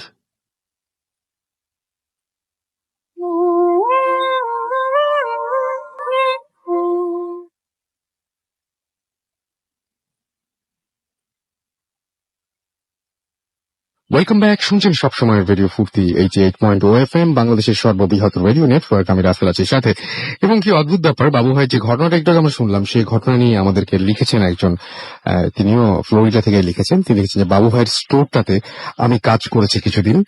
ফেসবুকে আপনারা গেলেই দেখতে পাবেন, আমার ভূত এফএমের যে পেজটা রয়েছে সেখানে এটা আছে। মোফাজ্জল হক রনি লিখেছেন যে বাবু ভাইয়ের স্টোরটাতে আমি কাজ করেছি কিছুদিন, আমি জানি চুপা কাবরার ঘটনা। আরিফ সাহেবের store 10 north Avenue and Kirk রোডে, শুনেছি ফ্লোরিডা থেকে। বাবু ভাইয়ের সাথে বাবু ভাই আসলে কন্ট্যাক্ট করবেন। বাবু ভাই, আপনি ওনার জায়গাটা চিনতে পেরেছেন, রাইট? হ্যাঁ, আমি চিনতে পেরেছি। আমি ছিলাম কাম্বারল্যান্ড ফার্মসে। ওকে, আর আমার Cumberland Farms and Gulf Oil, আমি ওখানকার গালফ অয়েলের ম্যানেজার ছিলাম স্টোরটাতে। ওটার অপোজিটে আরিফ ভাইয়ের স্টোর আছে, যেটা কথা উনি বলছেন। ওকে, ওটা সম্ভবত কুক স্টাফ বা সামথিং নাম ওটা। রাইট, পৃথিবীটা কত ছোট, তাই না? ওকে, আমাদেরকে এছাড়াও দেখতে পাচ্ছি যে আরো অনেকে এখানে কিন্তু লিখছেন এবং আপনার খুব ভালো লাগছে, সরাসরি শুনছেন, যে এটা আমার খুব ভালো লাগছে। এবং আমাদেরকে আরিফ রাব্বানি লিখেছেন, তিনি কাতার থেকে লিখেছেন এবং তিনি ফিলিং অসম। তো বিভিন্ন জায়গা থেকে, পৃথিবীর বিভিন্ন জায়গা থেকে আপনারা যে এসএমএস করছেন, এটা আসলে অনেক ভালো লাগছে। আরাফাত রহমান বাবু ভাই ঘটনাটা অনেক প্রশংসা করেছেন। আমাদেরকে আবির লিখেছেন এটা কি রিয়েল পেজ? ডেফিনেটলি এটা আমার একমাত্র পেজ এবং আরো অনেকগুলো পেজ রয়েছে। সেই পেজগুলো থেকে আমি অনেকদিন থেকে রিকোয়েস্ট করছি যে আপনারা বেরিয়ে এসে অরিজিনাল যে পেজটা সেটাতে জয়েন করুন। এস.এম. আতিকুর রেজা আমাদের নাসিরাবাদ চিরাং থেকে এখানে এসএমএস করেছেন এবং তিনি ফুর্তি অ্যাপ দিয়ে শুনছেন এই মুহূর্তে এবং তিনি বলছেন যে ফুর্তি অ্যাপ ইজ এক্সেলেন্ট। ওকে, আমাদেরকে এছাড়াও দেখতে পাচ্ছি যে এস.এম. কে খলিল লিখেছেন, আজ শীত বেশি, তাই ভয়টাও বেশি হওয়া চাই। কি মনে হচ্ছে, ভয় পাচ্ছেন কিনা সেটা অবশ্যই আমাদের একটু জানান। আমাদেরকে এছাড়াও, এটা ফুর্তির পেজ থেকে আমি পড়ছি। আমি এছাড়াও দেখতে পাচ্ছি ইয়াসিন আহমেদ লিখেছেন আই লাভ ভূত এফএম এবং আমাদেরকে এছাড়াও দেখতে পাচ্ছি এখানে লিখেছেন এখানে আরো অনেকেই ফেসবুকের এই পেজটাতে লিখেছেন। আমাদেরকে সাইফুল খান লিখেছেন যে নরসিংদী থেকে। এছাড়া আমাদেরকে আরো অনেকেই দেখতে পাচ্ছি এখানে কমেন্ট করেছেন এবং আমাদেরকে দেখতে পাচ্ছি আতিকুর রহমান সোহেল বলে লিখেছেন অসম। তো আপনি যদি আমাদের এই পেজগুলোতে কমেন্ট করতে চান তাহলে চলে যান www.facebook.com/radio.furti অথবা www.facebook.com/bhutfm.russell। এখানে আমাদের পোস্টগুলো রয়েছে, সেখানে লাইক দিয়ে কমেন্ট করুন। অবশ্যই কমেন্ট করুন এবং লাইক দিন। দেখবেন যে আমরা সারা সপ্তাহ জুড়েই আপনাদের এই পোস্টগুলো পড়ি। আমাদের সাথে আরো অনেকেই এসএমএস এর মাধ্যমে তাদের অনুভূতির কথা জানিয়েছেন। দিনা আমাদের এসএমএস করেছেন এবং তিনি লিখেছেন আই লাভ ভূত এফএম এবং তিনি বলেছেন যে ফ্রাইডে ইজ আনকমপ্লিট, আচ্ছা ইনকমপ্লিট উইথ ভূত এফএম। ওকে, সো আমাদেরকে আছে। এছাড়াও প্রিমু এসএমএস করেছেন আমাদেরকে দেখতে পাচ্ছি শুভ্র, আরো অনেকে আমাদের এসএমএস করেছেন। নির্ঝর আমাদের এসএমএস করেছেন আমাদেরকে মিথিলা যাত্রাবাড়ি থেকে। এছাড়াও রাজন আমাদের এসএমএস করেছেন, আদিল আমাদের এসএমএস করেছেন, আরো অনেকেই। গাজী সালাউদ্দিন আমাদের উত্তরখান থেকে এসএমএস করেছেন, আরো অনেকে এসএমএস করেছেন। আপনি যদি এসএমএস করতে চান মোবাইলের মেসেজ আপনাকে টাইপ করুন ফুর্তি FORTI ফুর্তি স্পেস দিয়ে লিখুন আপনার নাম, স্পেস দিয়ে আপনার মেসেজ পাঠিয়ে দিন 9840 নম্বরে। আমাদের সঙ্গে আরো একজন নতুন অতিথি এই মুহূর্তে জয়েন করেছেন এবং আমরা প্রথমেই জানতে চাইবো আপনার নামটা একটু প্লিজ বলবেন, তারপর আপনার ঘটনা শুনবো। হ্যালো লিসনার, আমি সেলিম, এসেছি শান্তিনগর থেকে। ওকে সেলিম, আপনার ঘটনা শুনি আমরা। হ্যাঁ, আমি কাজের সূত্রে ঢাকা থাকি। আমি এখন যে ঘটনাটি শেয়ার করব এটি ঘটেছিল আমার গ্রামের বাড়িতে। তো আমার গ্রামের বাড়ি হচ্ছে হবিগঞ্জ সদর উপজেলার উত্তর চরহামুর গ্রামে। প্রথমে আমি আমার বাড়ির বর্ণনাটি দিয়ে নিই। আমাদের বাড়ি ঘরের পূর্ব দিকে উঠানের পরে পূর্ব দিকে বেশ খানিকটা জায়গা রয়েছে যেখানে বিভিন্ন প্রকার গাছগাছালি আছে। তো ওই জায়গাটার একদম পূর্ব প্রান্তে একটি শেওড়া গাছ আছে। শেওড়া গাছ তো সাধারণত বেশি বড় হয় না, মাঝারি সাইজের শেওড়া গাছ ওটা। এরপরে বাড়ির রাস্তা, এরপরে পুকুর। তো শেওড়া গাছটি যেহেতু কোনো কাজে লাগছে না, তো সিদ্ধান্ত নেওয়া হলো যে গাছটি কেটে ফেলা হবে। তো এই গাছটি কাটার জন্য ওই পাশের বাড়িরই 12-14 বছরের ছেলে, নাম আলাউল, ওকে বলা হলে ও প্রথম দিন গাছের সবকটি ডাল কেটে ফেললো। তো ওই দিন অন্য কাজ থাকায় সে ওই দিন চলে গেল। পরের দিন গাছটি কাটবে বলে সে চলে যায়। তো যথারীতি আলাউলের রাতে খাওয়া দাওয়া সেরে রাতে ঘুমিয়ে পড়ে। ওদের ঘরে কারেন্ট নেই। আলাউল এবং তার ছোট ভাই একই খাটে শোয়, একই রুমে, তার মা শোন মেঝেতে। তো হঠাৎ মধ্যরাতে খাটের মধ্যে ধস্তাধস্তি শব্দে ওর মায়ের ঘুম ভেঙে যায়। তোর মা জানতে চান কি হচ্ছে, কোনো জবাব নেই। কয়েকবার জিজ্ঞেস করার পরও কোনো জবাব নেই। তো উনি কি করলেন, উনি ভাবলেন হয়তো দুই ছেলে খাটের মধ্যে মারামারি করছে। তো উনি বালিশের নিচ থেকে ওই দেশলাইটা নিয়ে ওর পাশে কুপি বাতি আছে, ওটা জ্বালানোর চেষ্টা করলেন। কিন্তু উনি বাতিটা জ্বালাতে পারতেছেন না। কারণ হচ্ছে হঠাৎ উনি যখনই ওই বাতিটি জ্বালানোর চেষ্টা করেন, কে যেন মানে একটা বাতাস এসে ওটা নিভিয়ে দিচ্ছে। মনে হচ্ছে যে কে যেন ফু দিয়ে নিভিয়ে দিচ্ছে। এভাবে অনেকক্ষণ ট্রাই করলেন, কিন্তু কোনো কাজ হচ্ছে না। অনেকগুলো কাঠি খরচ হয়ে গেল। তো এই অবস্থায় হঠাৎ ওদের ঘরের পূর্ব দিকে জানালার জানালার যে হুক থাকে, ওটাকে আমরা খিড়কি বলি, ওটা খোলার শব্দ হয় এবং জানলা খুলে যায়। তখনই ওই ধস্তাধস্তি শব্দটা থেমে যায়। এই অবস্থায় ঠিক ওই মুহূর্তে উনি ওই কুপি বাতিটা জ্বালাতে সক্ষম হন। তো কুপি বাতির আলোতে দেখতে পেলেন যে ঘরে কোথাও তার দুই ছেলে নেই, জানলা খোলা। তো উনি ঘটনা কিছুটা আঁচ করতে পারলেন। উনি ভাবলেন হয়তো দেরি হয়ে যেতে পারে অন্য কাউকে সাথে নিলে, তাই তাড়াতাড়ি উনি একাই কুপি বাতিটা নিয়ে ওই দিকে বের হয়ে গেলেন। ওদের পাশেই ওই যেদিকে জানালাটা, ওইদিকে গ্রামের কবরস্থানের পাশ ঘেসে চলে গেছে গ্রামের রাস্তা, ওখানে একটা কদম গাছ আছে। তো উনি খুঁজতে খুঁজতে দেখতে পেলেন যে ওই কদম গাছে বসে মাটিতে বসে হেলান দিয়ে ওই ছোট ছেলেটা ওঘরে ঘুমাচ্ছে। তো উনি কি করলেন, ওকে আর না জাগিয়ে ওই পাজা ফুলে করে নিয়ে এসে ঘরে শুয়ে দিলেন, দরজা লাগিয়ে দিয়ে। এবার তিনি বড় ছেলেকে খুঁজতে বেরোলেন। তো কবরস্থানের দিকে কোথাও ওই ছেলেকে না পেয়ে ভাবলেন যে ওই আমাদের বাড়ির দিকে চলে আসলেন, ভাবলেন যে কাউকে সাথে নিয়ে খুঁজবেন। তা আমাদের উঠানের কাছাকাছি আসতেই উনি একটু দূর থেকে দেখতে পেলেন যে আমাদের উঠানের মাথায় একটা লিচু গাছ আছে। ওটাও মাঝারি সাইজের, বেশি বড় না, ওইটা শেওড়া গাছ থেকে বেশি দূরে নয়, যে শেওড়া গাছটার কথা বললাম। দেখতে পেলেন যে ওই লিচু গাছের উপর দিয়ে যেন কালবৈশাখীর ঝড় বয়ে যাচ্ছে। আশপাশ সবকিছু শান্ত। তো উনি মোটামুটি সাহসী মহিলা বলেই ওনাকে জানে সবাই।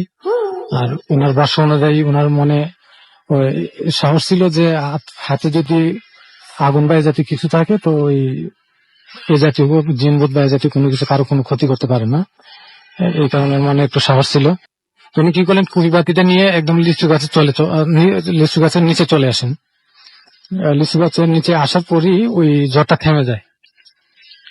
তো ওই কুপি বাতির আলোতে লিচু গাছে দেখলেন যে কিছু নেই। তো এবার তিনি ওই আলাউলের নাম ধরে জুড়ে জুড়ে ডাকতে লাগলেন। কয়েকবার ডাকলেন, কোনো জবাব নেই। তো এভাবে কয়েকবার ডাকার পর হঠাৎ জবাব এলো। তো ওনার মনে হলো কি জবাবটা ওই দূরবর্তী গ্রাম থেকে আসছে, অনেক দূর থেকে আসছে মনে হচ্ছে। উনি সিদ্ধান্ত নিলেন ওই দিকে যাবেন। আর উনি তার ছেলেকে ডাকা অব্যাহত রাখলেন। ওনার উদ্দেশ্য তার অবস্থানটা শনাক্ত করা, যে কোন দিক থেকে আসছে। তো উনি ওইদিকে অগ্রসর হলেন, আর আলাউল জবাব দিচ্ছে প্রতি ডাকের। ওনার হঠাৎ মনে হলো যে না, ওই দূরবর্তী গ্রাম থেকে নয়, ওই আওয়াজটা আসছে আমাদেরই বাড়ির অন্য একটা ফ্যামিলির একটা পরিত্যক্ত বৈঠকখানা ঘর আছে, ওইটা প্রায় এখন স্টোর রুম হিসেবে ব্যবহার করে, প্রায় জরাজীর্ণ ঘর, ওইটা থেকে আসছে। উনি ওইদিকে চলে গেলেন। উনি যে ওখানে আবার ডাক দিলেন, এবার জবাব এলো। এবার নিশ্চিত হলেন যে তিনি ওই ঘর থেকে তারও জবাবটা আসছে। তো উনি ঘরে ঢোকার চেষ্টা করলেন, ঘরের দরজা তালা দেয়া। তো উনি কোনো রাস্তা পাচ্ছেন না। তো ঘরের বেড়া ছিল অর্ধেক, ছিল নিচের অংশটুকু ছিল টিনের, উপরের অংশটুকু ছিল ওই যে পুরোনো আমলের ঘর, তো ওই কাঠের ডিজাইন করা। তো উনি টিনের এক অংশ ওই জোড়ার দিকে খুলে ভিতরে হাত ঢুকালেন। এই অবস্থায় ভিতর থেকে একটা হাত এসে ওনার হাত স্পর্শ করে। ওই ঠিক তখনই আলাউল ভিতর থেকে চিৎকার দিয়ে উঠে যে মা, আমি এখানে, আমাকে বাঁচাও। তো উনি বুঝতে পারলেন যে ওটা আলাউল। ওর হাত ধরে ওই দিক দিয়ে ওকে টেনে বের করে নিয়ে আসেন। পরের দিন আমরা ঘটনা শোনার পর আমরা আলাউলের কাছে জানতে চাই ঘটনা। তো আলাউল বলে কি, ওই যে রাত্রিবেলা সে ওই যখন ঘুমিয়ে যায়, তার ঘুম ভাঙে, তখন সে ওই টের পায় কে যেন তার গলা চেপে ধরে আছে জুড়ে, আর আরেকজন তার কোমরের দিকে তার শরীর চেপে ধরে আছে। তারা দুজন তাকে মেরে ফেলতে চাইছে। তো সে দেখতে পায় যে লোকটি গলা চেপে ধরে আছে সেটি ওই তারই বয়সে বড় এক ভাতিজা, যাকে সে চাচা বলে ডাকে, ওর নাম আবু বকর। সে বলে যে আমি দেখি কি ওই যে আবু বকর চাচা আমার গলা চেপে ধরে আছে।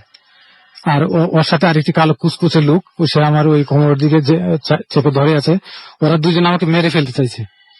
আর মা যে আমাকে ডাকছেন, আমি সবকিছু শুনতেছি, কিন্তু আমি কোনো জবাব দিতে পারতেছি না, আমার গলা দিয়ে কোনো সাউন্ড বের হচ্ছে না। তো ওই অবস্থা মা যখন আলো জ্বালানোর চেষ্টা করছিলেন, তখন ওরা আমাকে ওই জানলা খুলে শূন্য বাসিয়ে নিয়ে আমাকে ওই লেচু গাছে উঠায়। ভয়াবহ ব্যাপার। হ্যাঁ, লেচু গাছে উঠায়।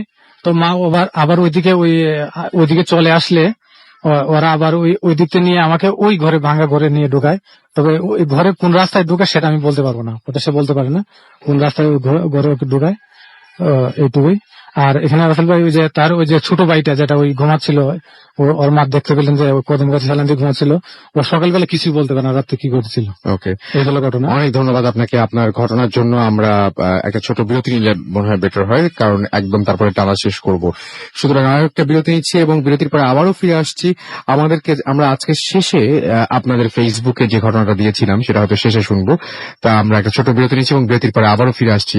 তো আমাদের সাথে থাকেন, কোথাও যাবেন না। স্টে টিউনড টু রেডিও ফুর্তি এন্ড ডোন্ট স্টপ দ্য ফুর্তি।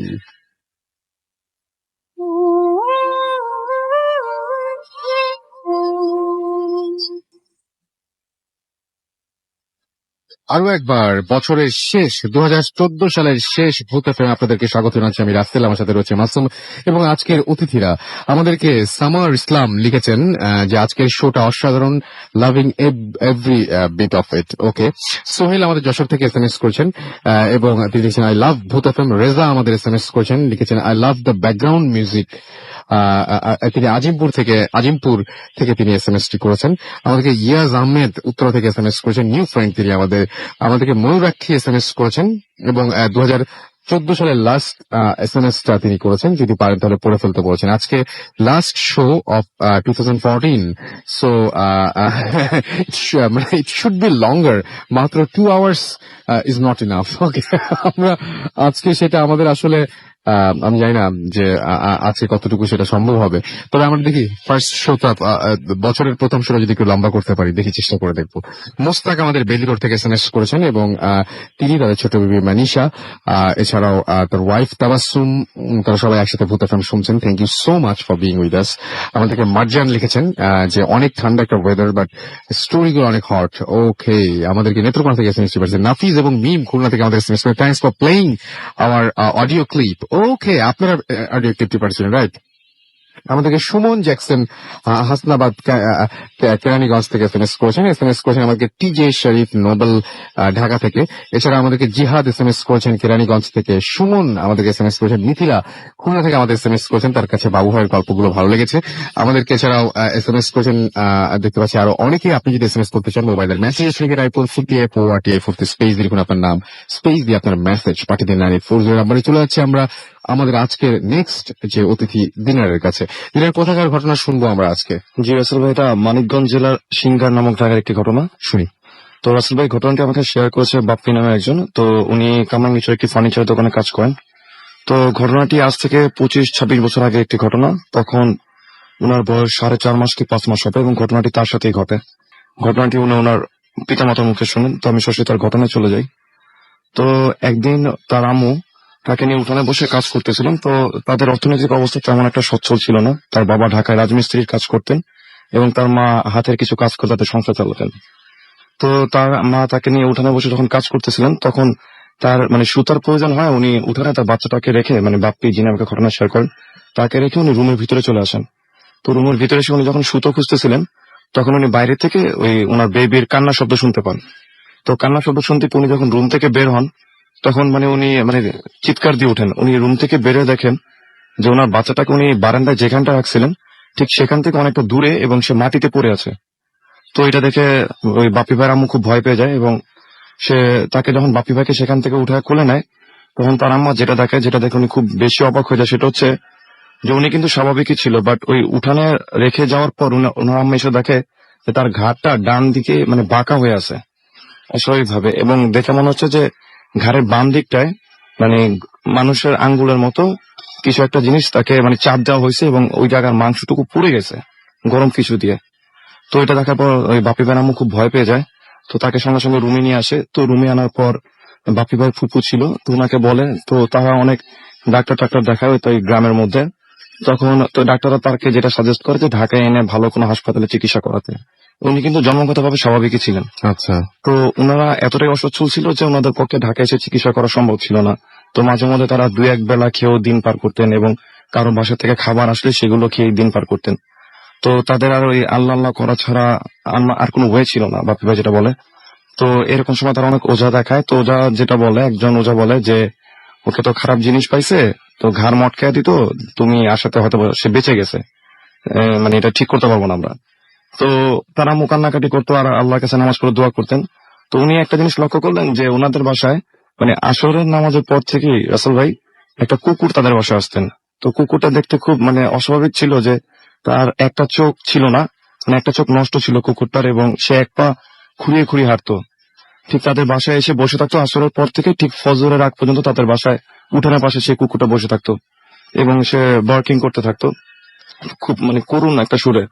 তো তার আম্মু অনেক সময় রুম থেকে বের হয়ে তাকে তাড়া দিছে, বাট কিছুক্ষণ পর দেখা যাচ্ছে যে সে কুকুরটা আবারও তাদের বাসার সামনে এসে বসে বার্কিং করতেছে।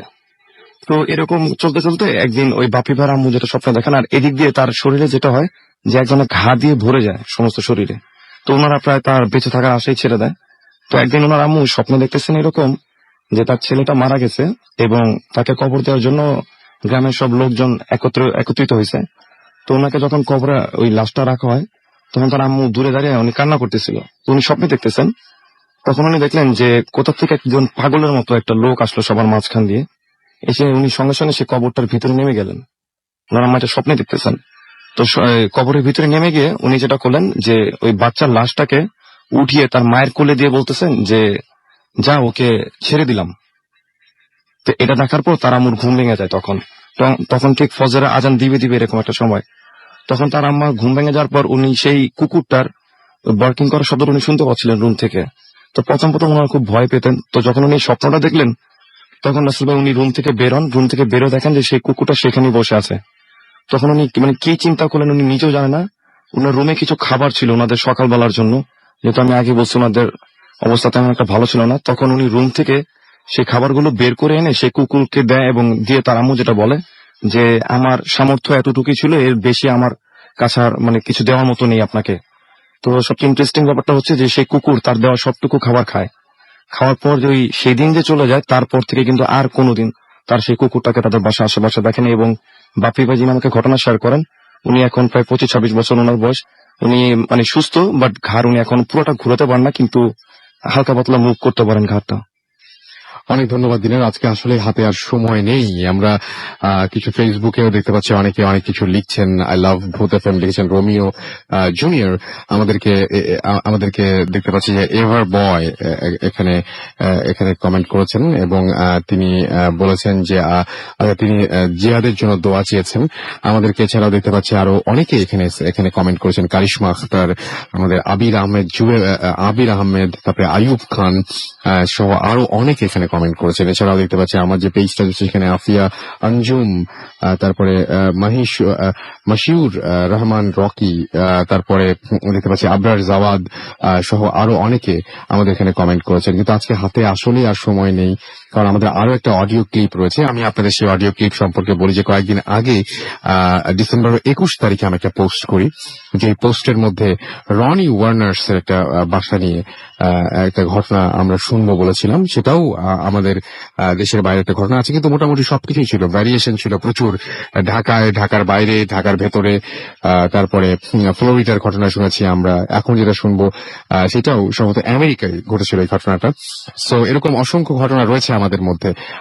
আমাদের আজকের এই এপিসোডে ছিল বছরের শেষ এপিসোডটা। আপনারা আশা করছি এখন পর্যন্ত যারা শুনলেন তারা অনেক এনজয় করেছেন।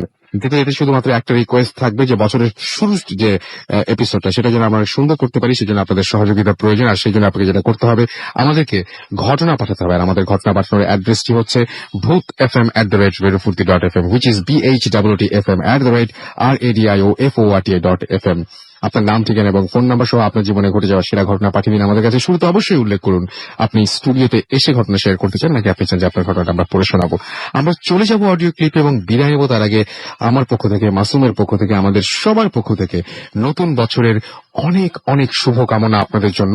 এবং পুরনো বছরে যা কিছু ঘটেছে, যা খারাপ কিছু ঘটেছে, ভালো কিছু ঘটেছে, সবকিছুই আমাদের লার্নিং, এবং সেগুলো না ভুলে গিয়ে সেগুলোকে সাথে নিয়ে, খারাপ লাগাগুলোকে সাথে নিয়েও আমরা যেতে চাই নতুন বছরে, এবং আমরা সেই বছরটাকে সফল করে তুলতে চাই। আমরা শুরু করেছিলাম 2010 সালে, 2015 চলে আসছে, এর মধ্যে তো অনেক কিছুই হয়েছে। এবং এখন ভূত এফএম বা এই আমাদের যে যা কিছু, সেটা একটা মানে বিরাট, মানে চারিদিকে ছড়িয়ে ছিটিয়ে এমন একটা জায়গায় গেছি আমরা, যে আপনাদের সহযোগিতা না পেলে এটা সম্ভব ছিল না। সো আপনাদেরকে অসংখ্য ধন্যবাদ। আপনাদের সবার জন্য নতুন বছরের অনেক অনেক শুভকামনা। কথা হবে আবারও আগামী শুক্রবারে। সেই পর্যন্ত সবাই ভালো থাকবেন, সুস্থ থাকবেন, সুন্দর থাকবেন, মোস্ট ইম্পর্টেন্টলি ফুর্তিতে থাকবেন। আজকের মতো এখানেই শেষ করছি।